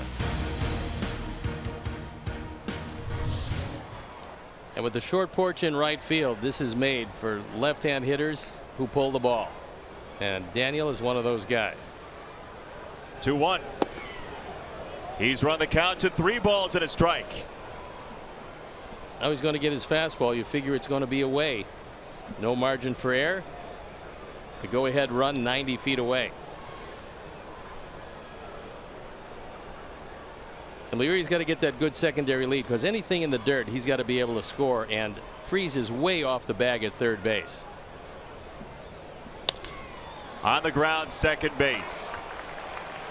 Santana wriggles off the hook for Taillon, and we will go to the bottom of the 6th.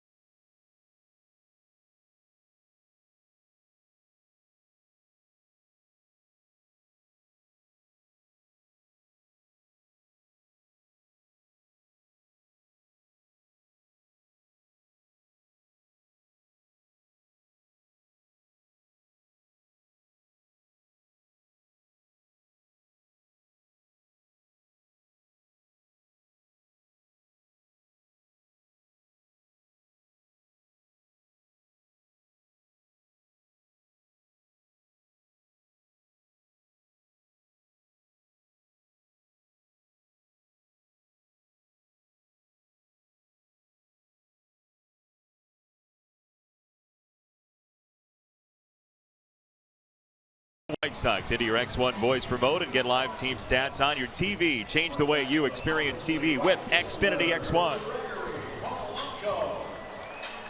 In a tie game with the game in the hands of the bullpen, Jace Fry comes in, and he's been awfully good. On for the 5th time, he's given up nothing. He has a couple of holds. See, 5 innings and 6 strikeouts, just 1 walk and no hits. And he's got to go right through the heart of the order for the Pirates, such as it is today in this vastly different batting order for Clint Hurdle. I mean, it has been an awesome start to 2018 for Jace Fry, who faces Polanco. We told you that his average is much lower against left-handers, career OPS much lower, but the one thing he's done this year is forced long counts from left-handers. He's drawn a bunch of walks against lefties, and Jace gets ahead of him here. Jace has got a big breaking curveball. Starts behind the left-hand hitter, then snaps over the outside corner, and that's been a mainstay since coming back from the minor leagues this year.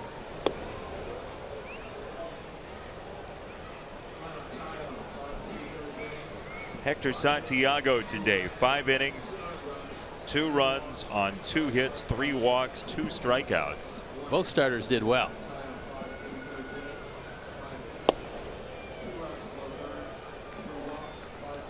Difference being that Taillon is a starting pitcher, and Hector is a man who's worked 9 times out of the bullpen. Today just his 3rd start.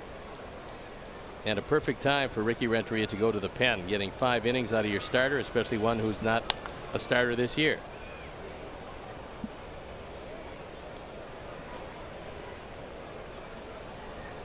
So Chris Beck yesterday helps the bullpen. Today Hector helps the bullpen. And with no off day coming for the next week and a half. 16 straight. Yeah. Jace Fry blows away Polanco, 1 down.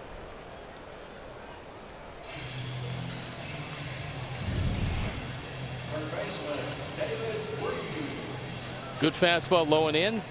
Polanco over the top of that one.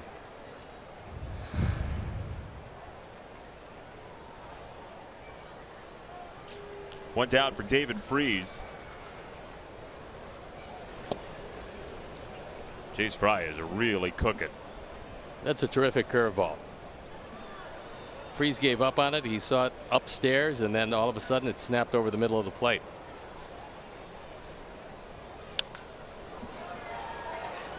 Floated to left field, and oh, what a play! Yomer Sanchez. That's just an outstanding effort. Looked like a base hit when it left the bat, and Yomer, a full-out sprint. Then the over-the-shoulder catch. Tim Anderson getting the day off, and Yomer showing his durability, shifting over to shortstop, and this is a big effort. It's a Yomer the shoulder catch. It's a very good catch.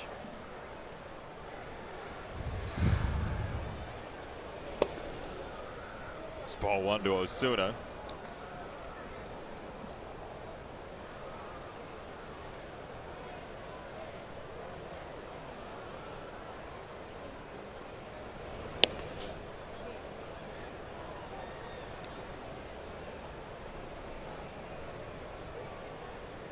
That keeps Jace Fry's season no-hitter alive. Was a terrific play. Now Osuna has to dance. Saved him some problems because Osuna swings the bat well.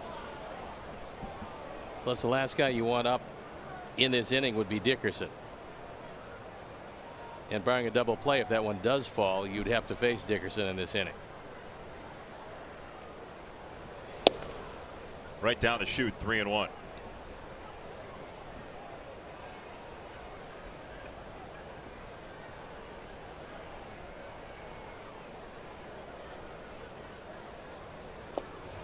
That is ball 4. 2-out walk from Jace Fry, a rare base runner he's allowed, and Dickerson will bat.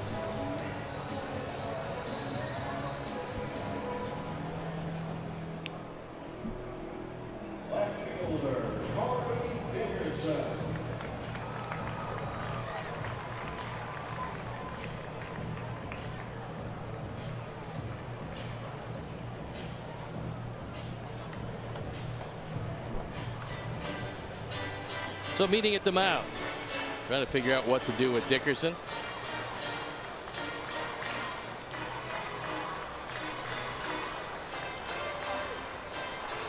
I'd get him out.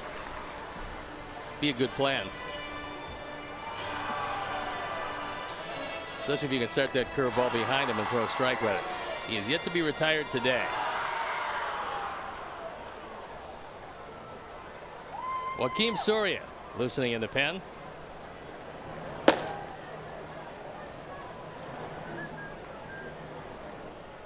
It's probably pitched in a long while. Yeah, probably for the Diaz Rodriguez Mercer threesome in this lineup. Teams have had the most success, if any, this year pitching Dickerson away. With that in mind, Delmonico is over toward the line in left field.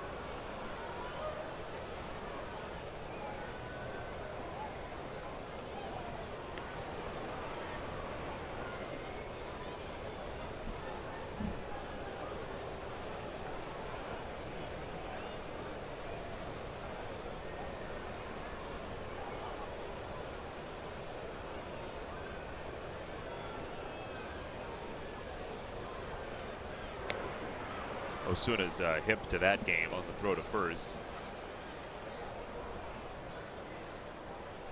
Osuna has not stolen a bag this year, but he's only played in 7 games, this being his 8th. And not much of a lead. Limbo rock for Dickerson, 2-0.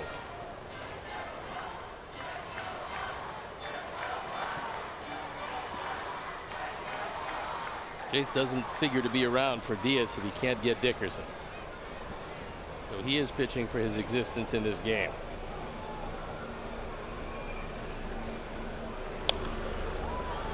Popped up, back of home, 2-1.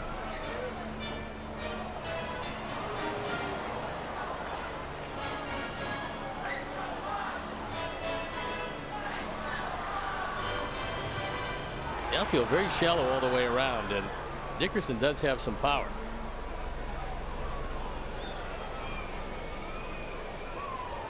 "19 batters faced this year for Fry. 17 have made it out, and Dickerson 1 strike away from being the 18th.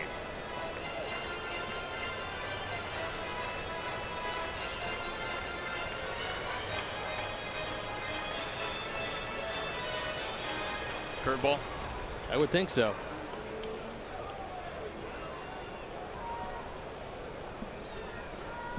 Two and two. Swing and a miss. Strike 3. Jace Fry strikes out Dickerson. Yolmer Sanchez helps protect the lead. And we go to the 7th.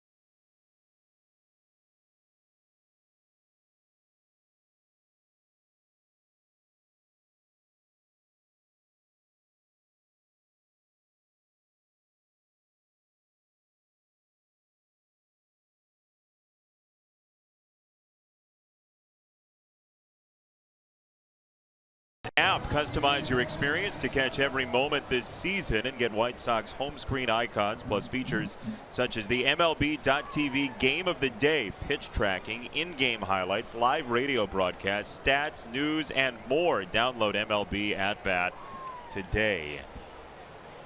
A little bucko in the stands. Sox and Pirates tied at 2 to the 7th inning we go.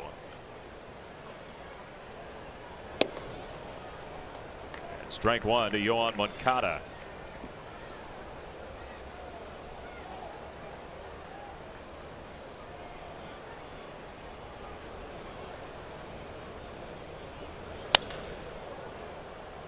Up the middle. Out number 1. Jordy Mercer takes care of it. Sanchez coming up. Mercer's one of those shortstops that doesn't do anything spectacular but makes every routine play. If he can get it, he'll throw you out. He's got very good range to his right, a little better than to his left, but in the shift, that broken bat one-hop looper was right at him.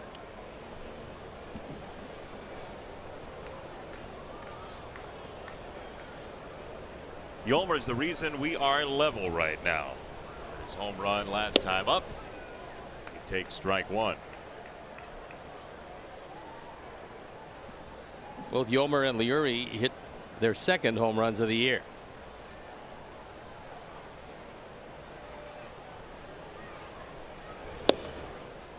Two strikes, and look, you'll read about it in the paper tomorrow, certainly, but why not watch it fly real time?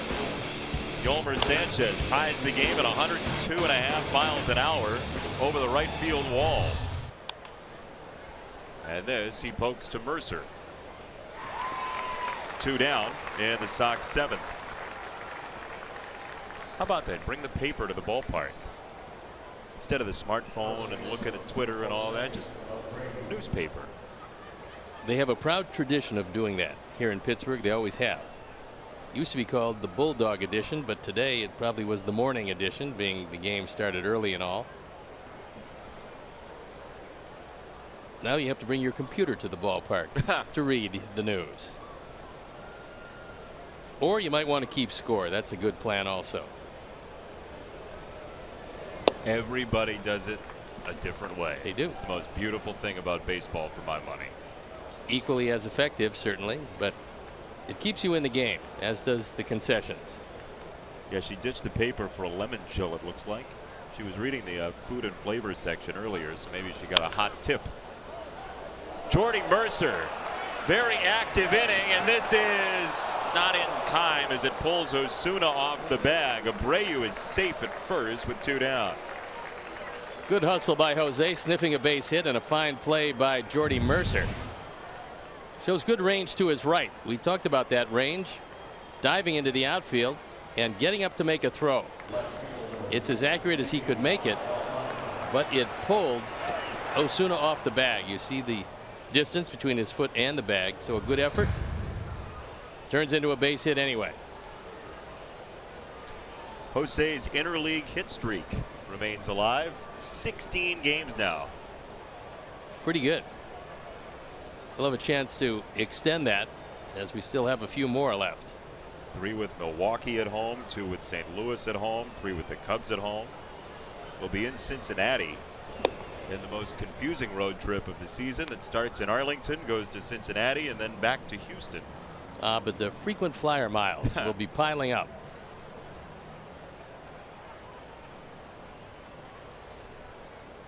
What's the strangest road trip you've ever had on a schedule? Can you think of one? It had to be one when I was with the Giants, because traveling from either coast, you were away in those days for 2 weeks, and you had a lot of stops before you got home. Bigger suitcases then, I believe. That was when you took commercial flights and there were 3 for 2. So 2 players would take 1 row and coach, and didn't make a lot of the passengers particularly happy as they got bumped off flights. You just bumped regular people off their planes?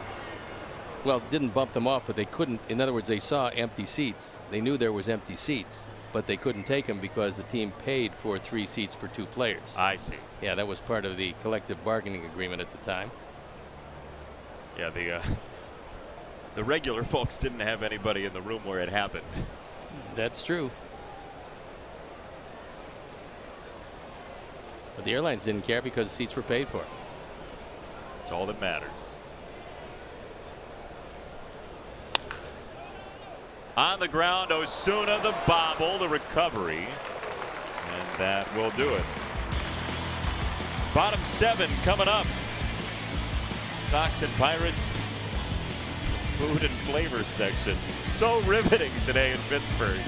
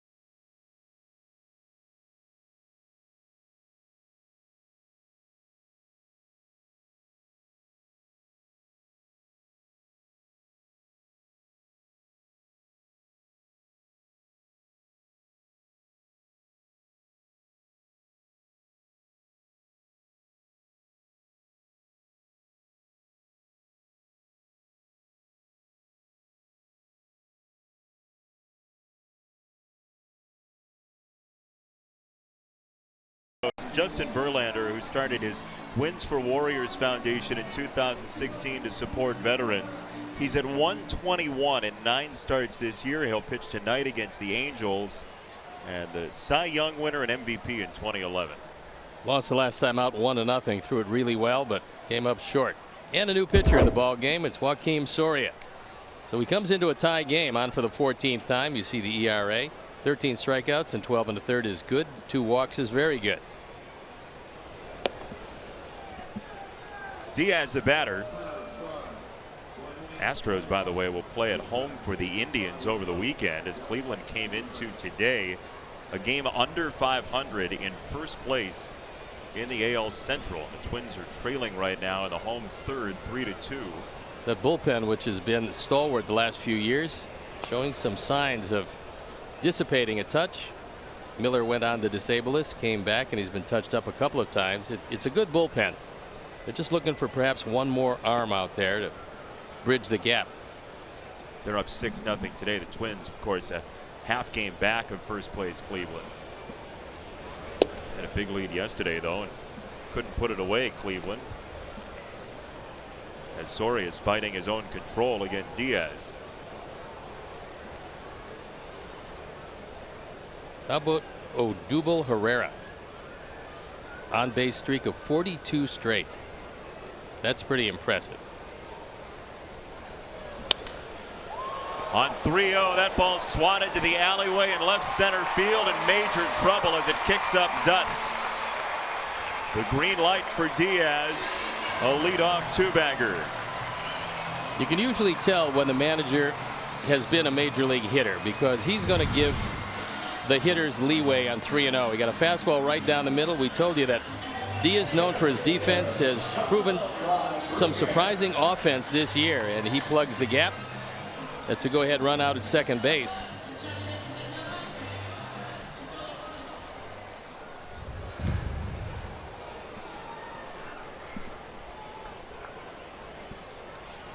'18th hit in 47 at-bats this year for Diaz. Normally Rodriguez will be able to execute in this situation. He's got to move him to third. And knowing that, Soria throwing him inside, trying to make it a little more difficult without using an inside-out swing. You cannot take that pitch to the right side.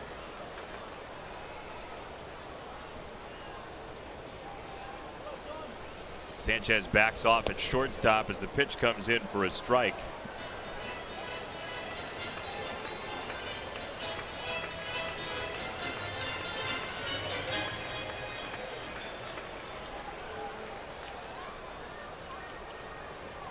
Rodriguez, then Mercer, and the Pirates, who have some left-handed bullets on the bench today. Sox also with 2 lefties remaining in the bullpen. So there could be some mixing and matching late in this game.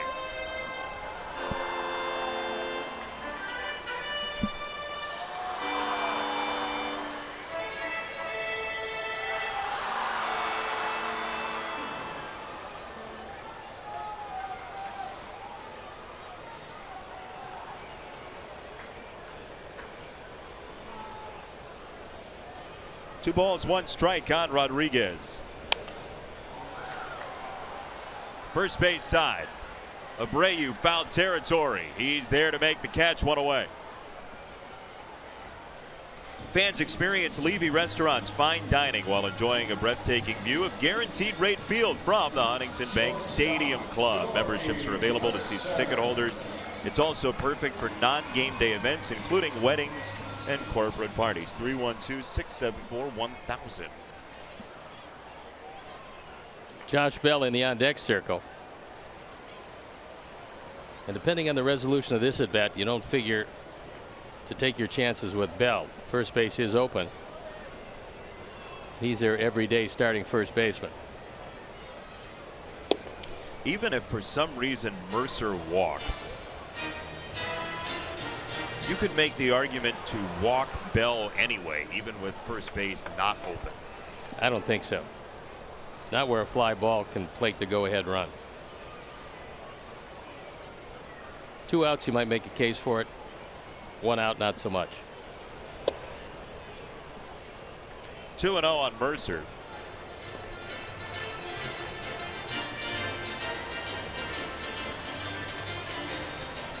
Ricky Renteria thinking over all the scenarios. Seen his pitcher fall behind 2-0. Mercer, a veteran, and usually steps up in these situations.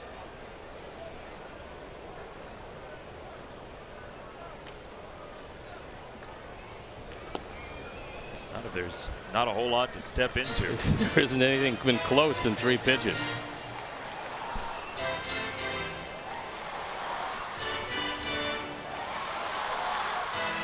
Don Cooper would like to see Soria get the ball over the plate. However, we saw one 3-0 green light to lead off the inning. That turned into a double.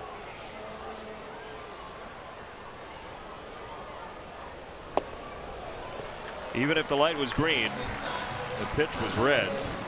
2 on, 1 out. Bell, the batter. Still a very good hitter and a switch hitter. He's a better hitter from the right side. He's a more powerful hitter from the left side, with 20 of his 24 runs batted in as a left-hand hitter, and that's how he looks out at Soria. It's a pinch hitter this year. He's been called on twice. He's 2 for 2.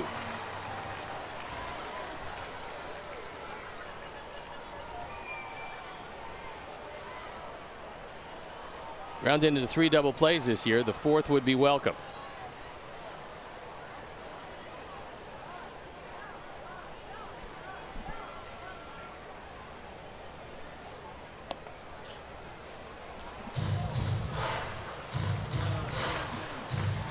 Not that Soria is intentionally pitching around anybody right now, but I do think you could make the argument to tiptoe around Bell here.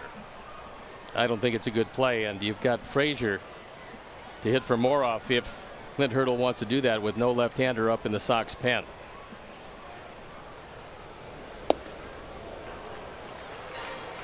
And now Omar going out to have a word, as Soria having all kinds of problems getting the ball over the plate. And everybody comes in to have a meeting on the mound. I'm not saying that you necessarily would just say, go ahead and take first base. I'm just saying that you don't want to groove anything to him. You don't want to give in to him. I don't think you ever want to do that, but falling behind, now you've got some problems because this guy can hit.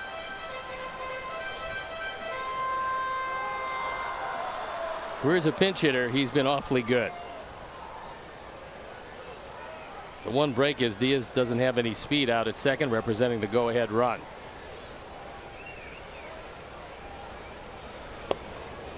That registers a strike. 2-1. Best arm in the outfield by far belongs to Leury Garcia in right field. So on a base hit to right, it's going to be very difficult to try to score Diaz unless it's right down the line or in the gap.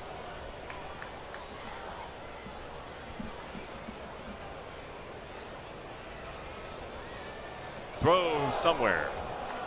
Not really a great effort, only in that you don't have to throw the ball. So you risk throwing it into center field on an unnecessary throw. There's no balk to second base.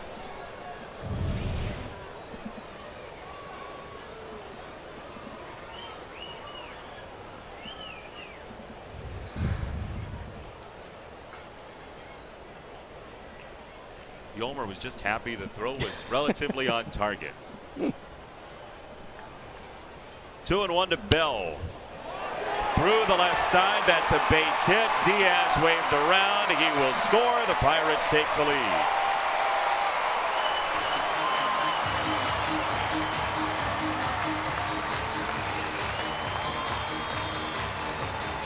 One of the best pinch hitters around.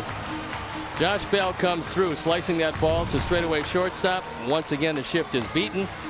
Soria falls behind, and Bell drives in yet another run as a pinch hitter. He's now 3 for 3 as a pinch hitter, and Clint Hurdle doesn't have the luxury to pinch hit him all that often because he starts most of the time. Driving in his 25th run, 21st from the left side. So Frazier will hit for Moroff. And Soria continues to seek the double play ball.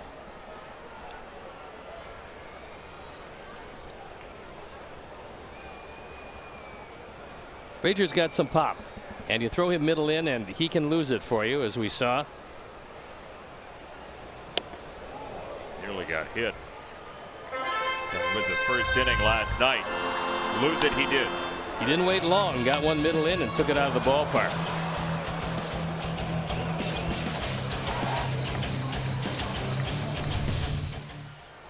Now he's ahead in the count. 2 balls, no strikes.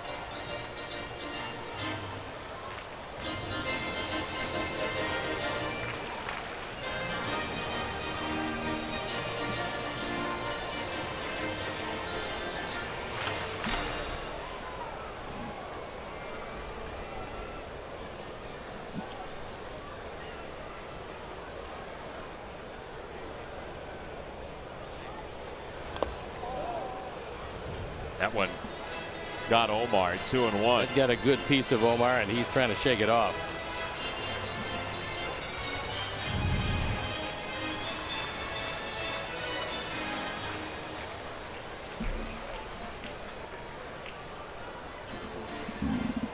Now the joys of being a catcher.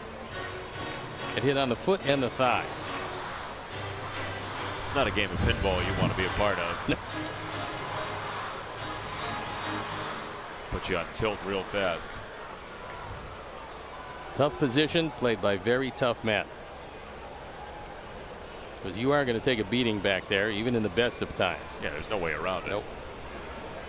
2-1. Now 2-2 and Duck in the dugout. That was severe pullage.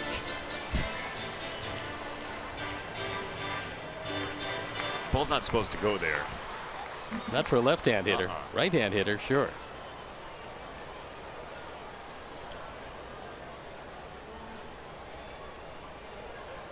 Mercer at second, Bell at first.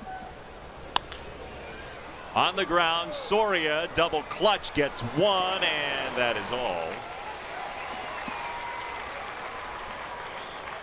Awkward angle for Joakim Soria. 2 down in the inning. Made a nice play. Made a good throw to second base going away from the throw.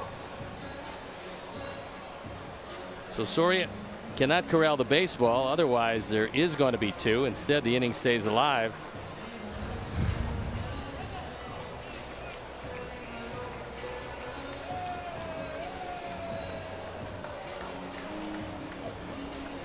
And now it looked like Clint Hurdle wants to take a look at it. Second base. The yeah, question he wants to see if he's on the bag when he actually caught the ball. So we've seen the neighborhood play for years. Now with replay, the neighborhood play is not a good one. And Clint Hurdle believes, and so does his video people, that Yolmer was off the bag. First blush, I think he's right, Steve. Well, he was trying to hurry his throw to get 2. Let's see it here. I think he might have scraped across the bag. Now bear in mind there was an out call on the field, and that angle, well, that angle not so much scrapes.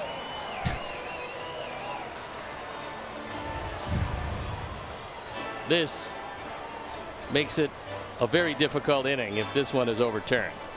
It would be bases loaded, 1 out for Polanco. Yeah, that's not a good thing with a right-hander on the mound. And however, it looks like a left-hander up in the pen now. Perhaps. We'll look at it again. Nope, he's off the bag. Safe.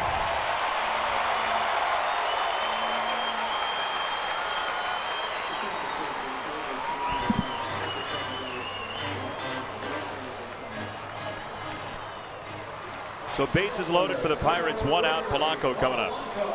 It could be a fielder's choice. That's normally the call on a play like that. You could say E6. Yeah, and that's what he's going to say, yeah. E6. So with the bases loaded, Polanco, for the first time today, getting a chance to face a right-hand pitcher, which is something that he relishes.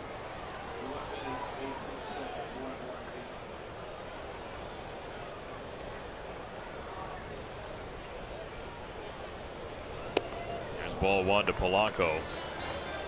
Tim Anderson getting his first day off from shortstop this year. Tim was hoping to go for 162 this year.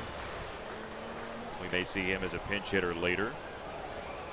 Polanco's grounded in only 1 double play this year, and the infield is back in the middle. But it's a moot point. if Soria does not get the ball over. And now any hitter would be squeezing the sawdust out of the bat, looking for a fastball, preferably middle in.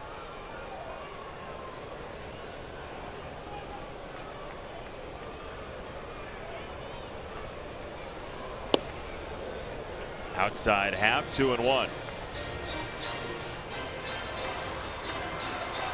Polanco a fly out, a line out, and a strikeout. All against the combination of Santiago and Fry as Nate Jones gets tuned up.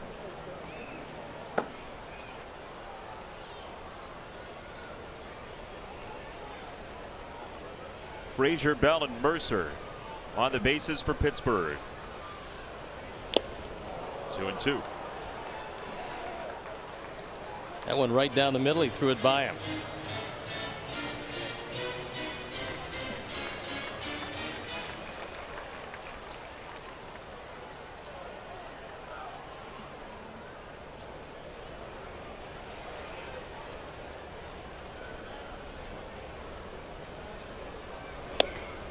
Polanco strikes out. Soria a big second out in this inning.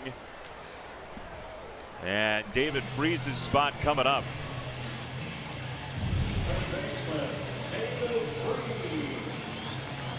Threw that fastball away. It was just off the plate. Polanco could not check it up and couldn't catch up to it.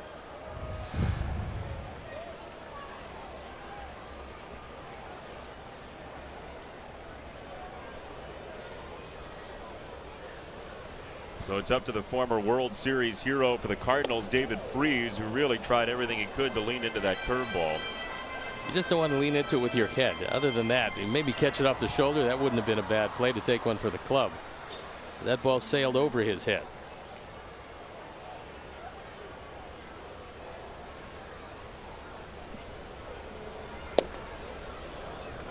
Two balls, no strikes. Soria has been behind every hitter in this inning.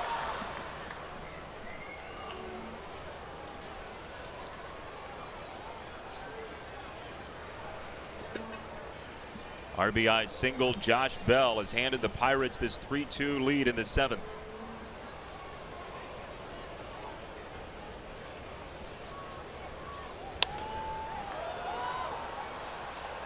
And this gets out of play. 2-1.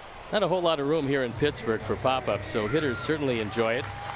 There's a look at Freese with 255 with the bases loaded. And those two grand slams. Any kind of base hit here would be problematic for the Sox. It's a pretty good Pittsburgh bullpen, as we've seen in the previous 3 games. Davidson, Garcia, Narvaez coming up in the 8th for the Sox. And Freese golfs it foul. 2-2. That ball too close to take, and Freese was able to get a piece of it, but not a good piece.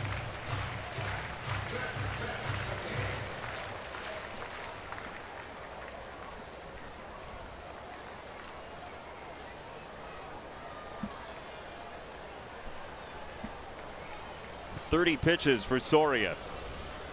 2-2. In the air, foul ground, out of play. Well, Keem tried to heat him upstairs and almost got it by him, but he was able to get a piece and stay alive.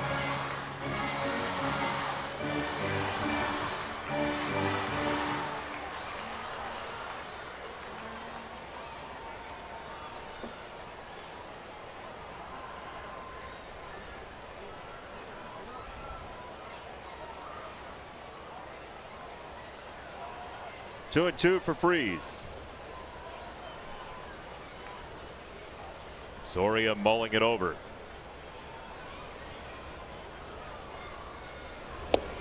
He got him swinging. Back-to-back strikeouts for Soria. Pirates do get a run. That's all. To the 8th we go.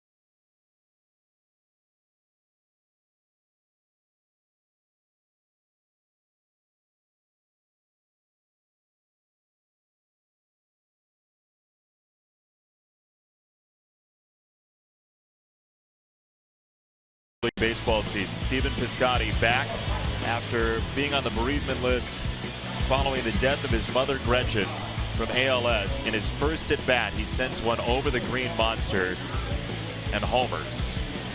Coming around third base, he said he looked up into the sky, he thought of his mom, he made the motion there you see that means thank you and I love you. With ALS, she was unable to speak at the end of her life. She made that signal to say I love you, and Steven said that's going to be his thing from now on. Just a beautiful moment. Michael Feliz comes into the ball game on for the 20th time. You see the ERA down there. Always strikes out many more than innings pitched. You might remember him from Houston, hard throwing right-hander. Last 2 years, 95 strikeouts in 65 innings in 2016 and 70 strikeouts in 48 innings last year. The ERAs were up there, but strikeouts per innings pitched among the best in baseball. And he's trying to protect a one-run lead with the Sox most prolific home run hitter standing in his way. 11 of them for the year for Matt Davidson, who takes a fastball, ball one. 76% of the time you get a fastball from Feliz as Frazier goes into center field for Pittsburgh. And Rodriguez moves into second.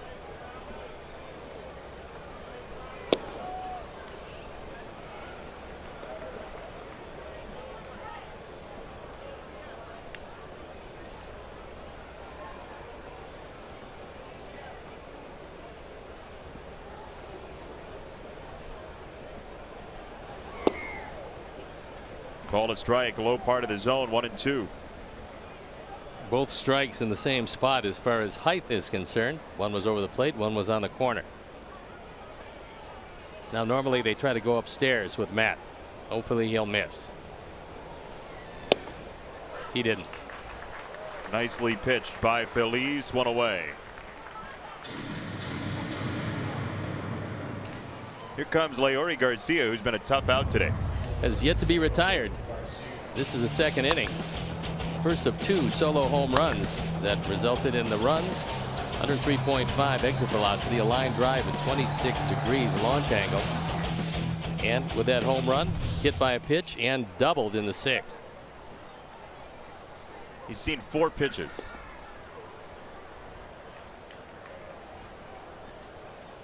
And with those home runs today, by the way, another generous donation or 2 from the Alex Nellius family in loving memory of Ursula. Feliz a big man, 6'4", 230 out of the Dominican Republic.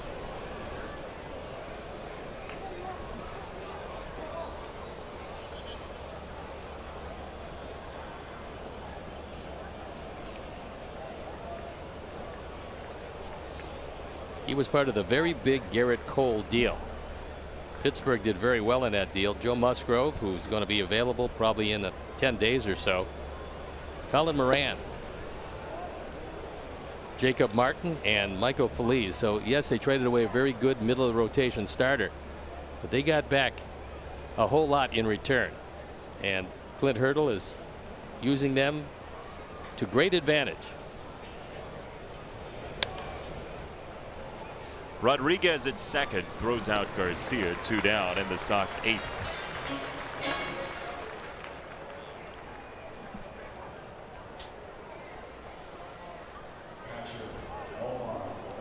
There was some question around here when the Cole trade happened of whether or not the Pirates were actually going to quote unquote go for it this year, but those pieces have served to help to a +7 over 500, including Moran.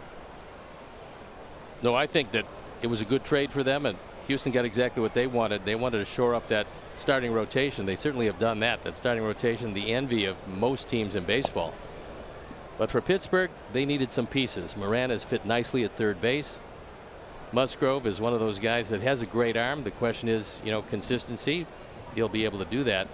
And Feliz, a great pensman, so they did a nice job.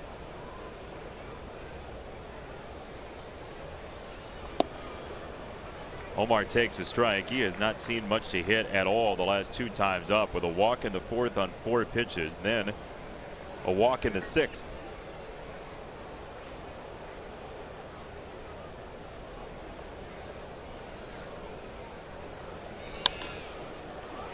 Well hit into right center field. That's a base knock for Omar. So Adam Engel coming up with 2 out.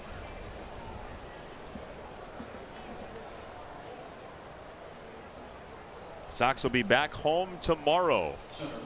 It's a 7:10 first pitch. Cole Hamels and James Shields, and then Doug Fister, Carson Fulmer, day 2. 7:10 and 7:10 Thursday, Friday, 6:10 on Saturday, then 1:10 on Sunday.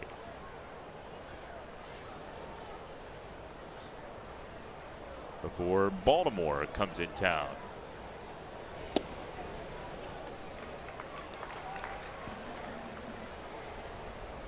We'll see what kind of shift the Sox put on for Joey Gallo when the Rangers show up. Everybody on the right side. That seems to be the trend.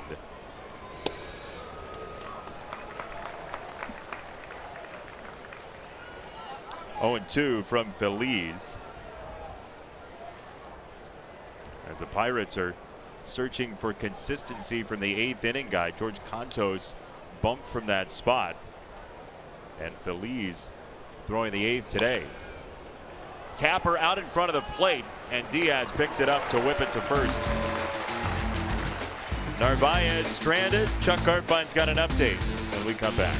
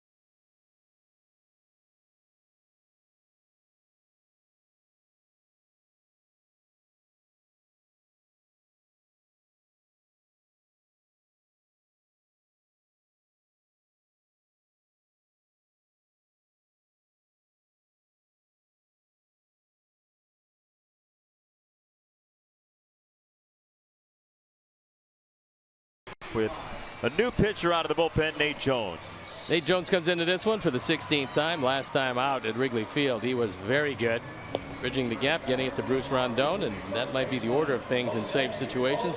This is not. So Nate looking to improve on that 2-1 record as that gentleman explaining away what's in the newspaper.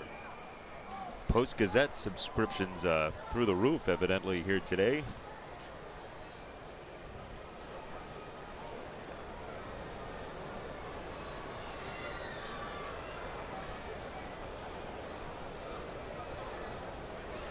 Osuna first in the 8th, and we'd like to say hello to Casey Bridge, who dropped us a note, a handwritten note at the ballpark saying that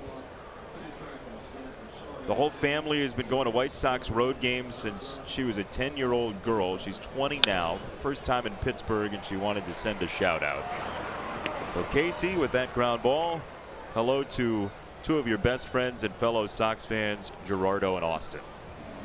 Nothing like a handwritten note. It's a great place to watch a ball game. Beautiful ballpark and very easy access to downtown and all of the hotels here in Pittsburgh as we take a look at the skyline.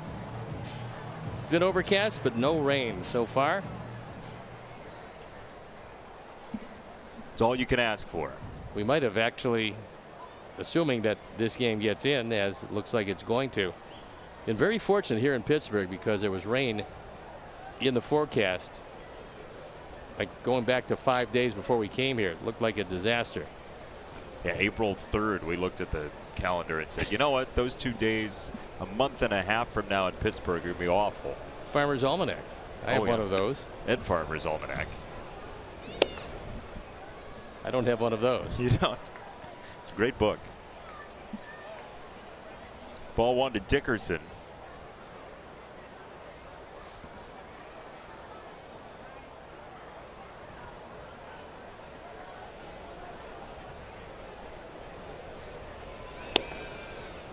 And now 2-0. The Sox in the top of the ninth will have the 9 spot, then Moncada and Sanchez, and then Abreu would be fourth.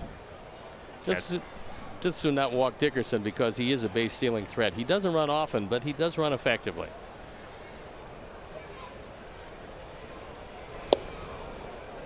2-1.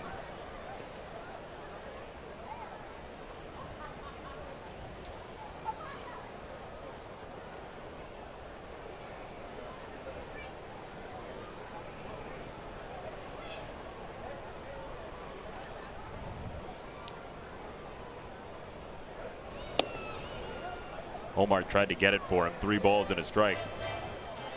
Bruce Rickman was having none of it, however. That ball very close on the outside corner, but it was just off the corner.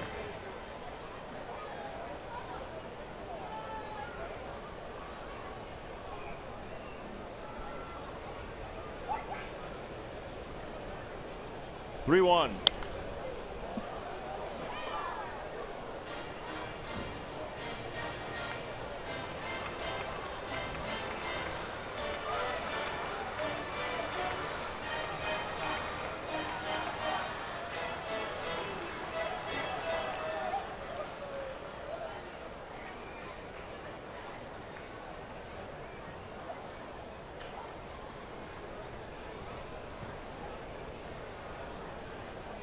Three and two.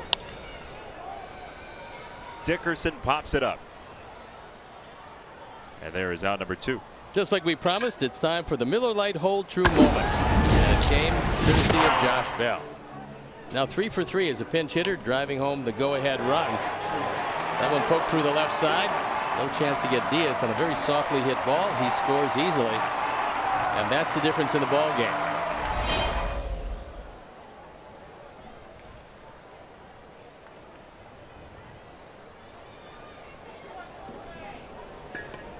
And here is Diaz, who doubled before he scored that run in the 7th. It was a really harrowing offseason for Diaz, the catcher. His mother, he's from Venezuela. He and his family are from Venezuela. His mother in February was kidnapped in Venezuela. He had to leave spring training because of that. She was rescued 3 days later, but certainly an emotional Mother's Day the other day for Diaz.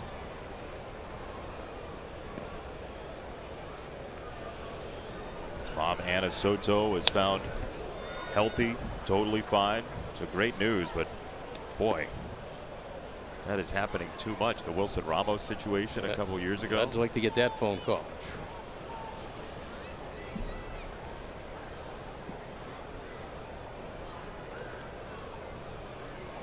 1-2. Need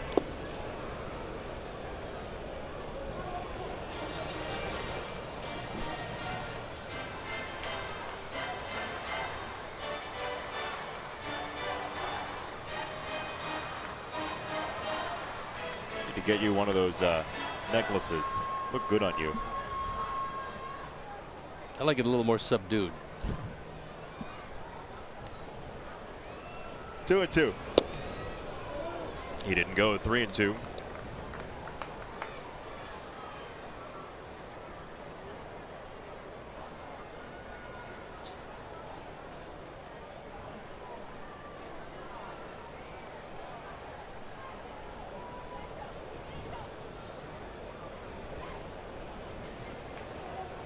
Three and two to Diaz.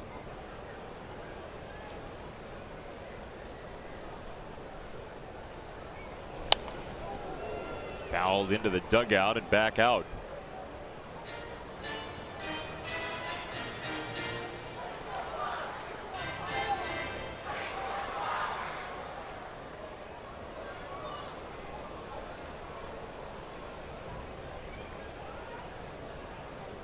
Pirates in first place in the National League Central, tied with Milwaukee at the start of play today.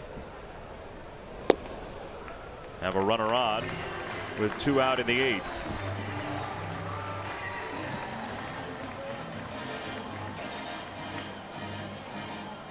Second baseman, Sean Rodriguez. Brewers will play later on against Arizona. That's a 3:40 Eastern time start. The Rangers have a long flight to get to Chicago today. The Rangers are on the road in Seattle. They'll be traveling a good chunk of the country to get to Chicago to take on the Sox starting tomorrow.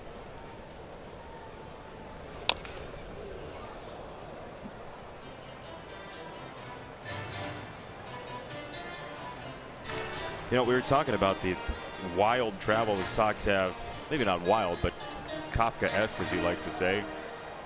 Texas, Cincinnati, Houston on that road trip late June, early July. In 2000, you may recall, the Sox went Texas, Oakland, Tampa Bay at the beginning of the season.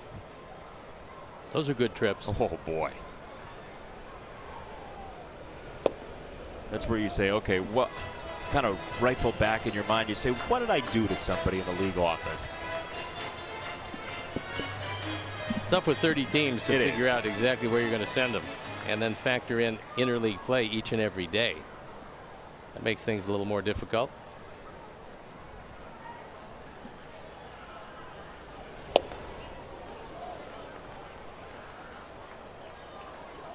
Yeah, that's a really thankless job, trying to pair up everybody for 162 of these.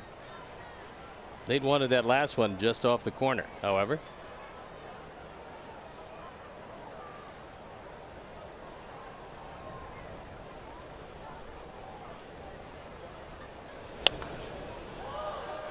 Two and two.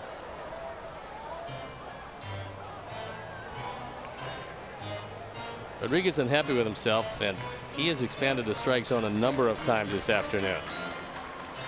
He does have that 2-run double, which is part of the difference in this one. That coming in the second inning after a base hit by Dickerson and a walk to Diaz. So Diaz has scored twice, and that's quite enough for any one given day. Especially in a 3-2 game. Tipped into the glove. That's strike 3. Omar held on.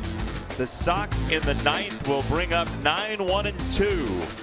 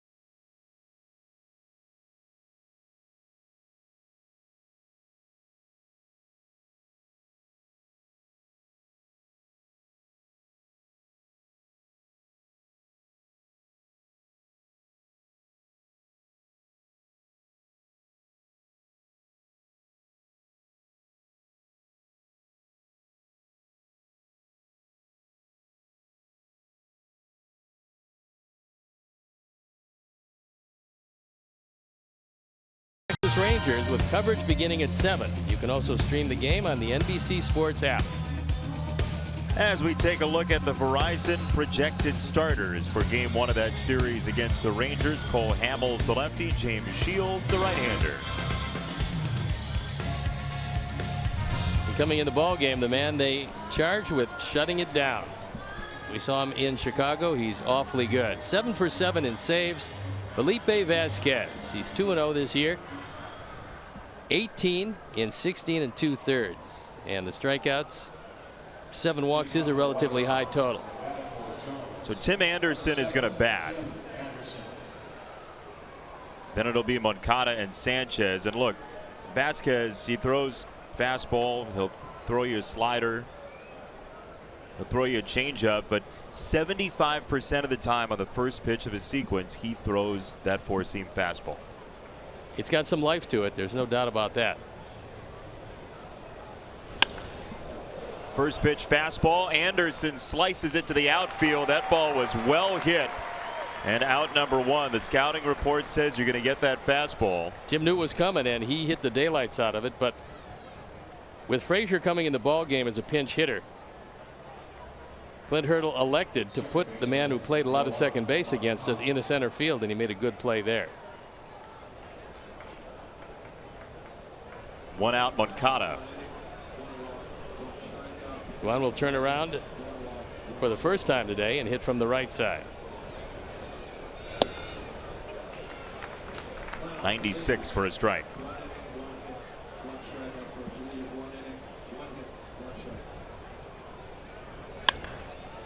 That ball's lit up left of center, and Frazier runs it down again. 2 away. Well, Vasquez isn't fooling anybody, but Frazier is out there to make 2 plays. Both rockets. This one a little tougher catch than the last. But Frazier went and got it. You want to hit the daylights out of that one. And Frazier to his right, able to track it down. And so with a lefty on the mound, Wellington Castillo pinch hits for Yolmer Sanchez. And if that ball gets down from Moncada, there's a chance he ends up at third base with the expansiveness of this outfield. This is a good triples ballpark. Final hope, Wellington Castillo.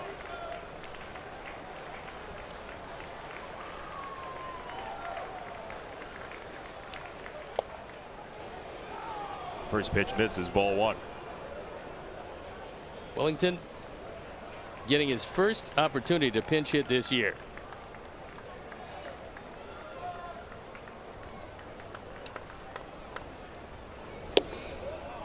He's ahead 2-0. Sox only one pinch hitting. Well, only one hit pinch hitting in 18 at bats. So 2-0 this year, 89% fastball from Vasquez. There it was, and it's strike 1.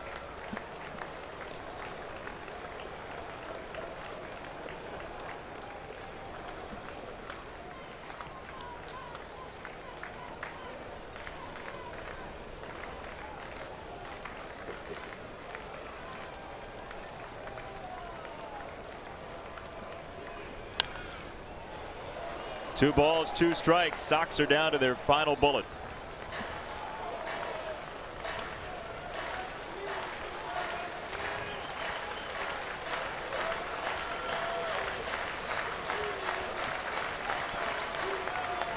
Pirate fans on their feet, looking for a season sweep.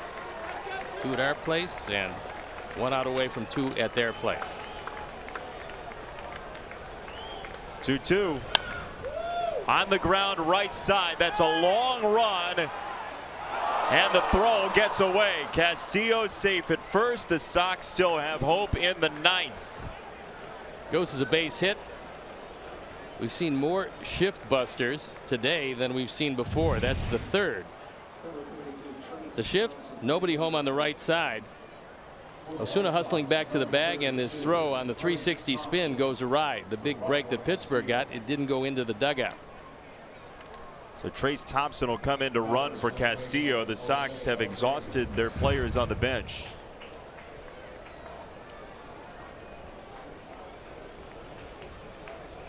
Abreu the batter.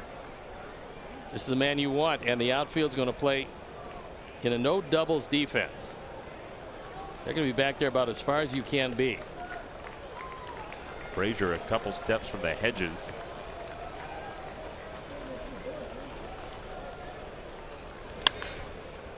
To third base, scalded, but right at freeze, and the Pirates win game 2, 3-2. Pirates are a good, solid baseball team. We saw it. The bullpen is good. They got just enough offense today. The Sox had a couple of solo home runs, and the pitching was good. So unfortunately, a little too much Pirates this year. They go 4-0 against our Sox, and it's back home to take on Texas. So I'll meet you on the bus and the plane later on. Sounds good to me. Sox came back to tie, could not get over the hump. For our producer, Keon Dolan-Shahi, our director, Andrew Blaustein, our associate producer, Dave Ross, tech manager, Mark Harper, executive producer, Greg Bowman, and our entire wonderful NBC Sports crew here in Pittsburgh. He's Steve Stone. I'm Jason Benetti. We say so long from the Steel City. Coming up next, Subaru White Sox post-game live. Bill, Scotty Pods, and Chuck have it for you. You've been watching Chicago White Sox baseball on NBC Sports Chicago.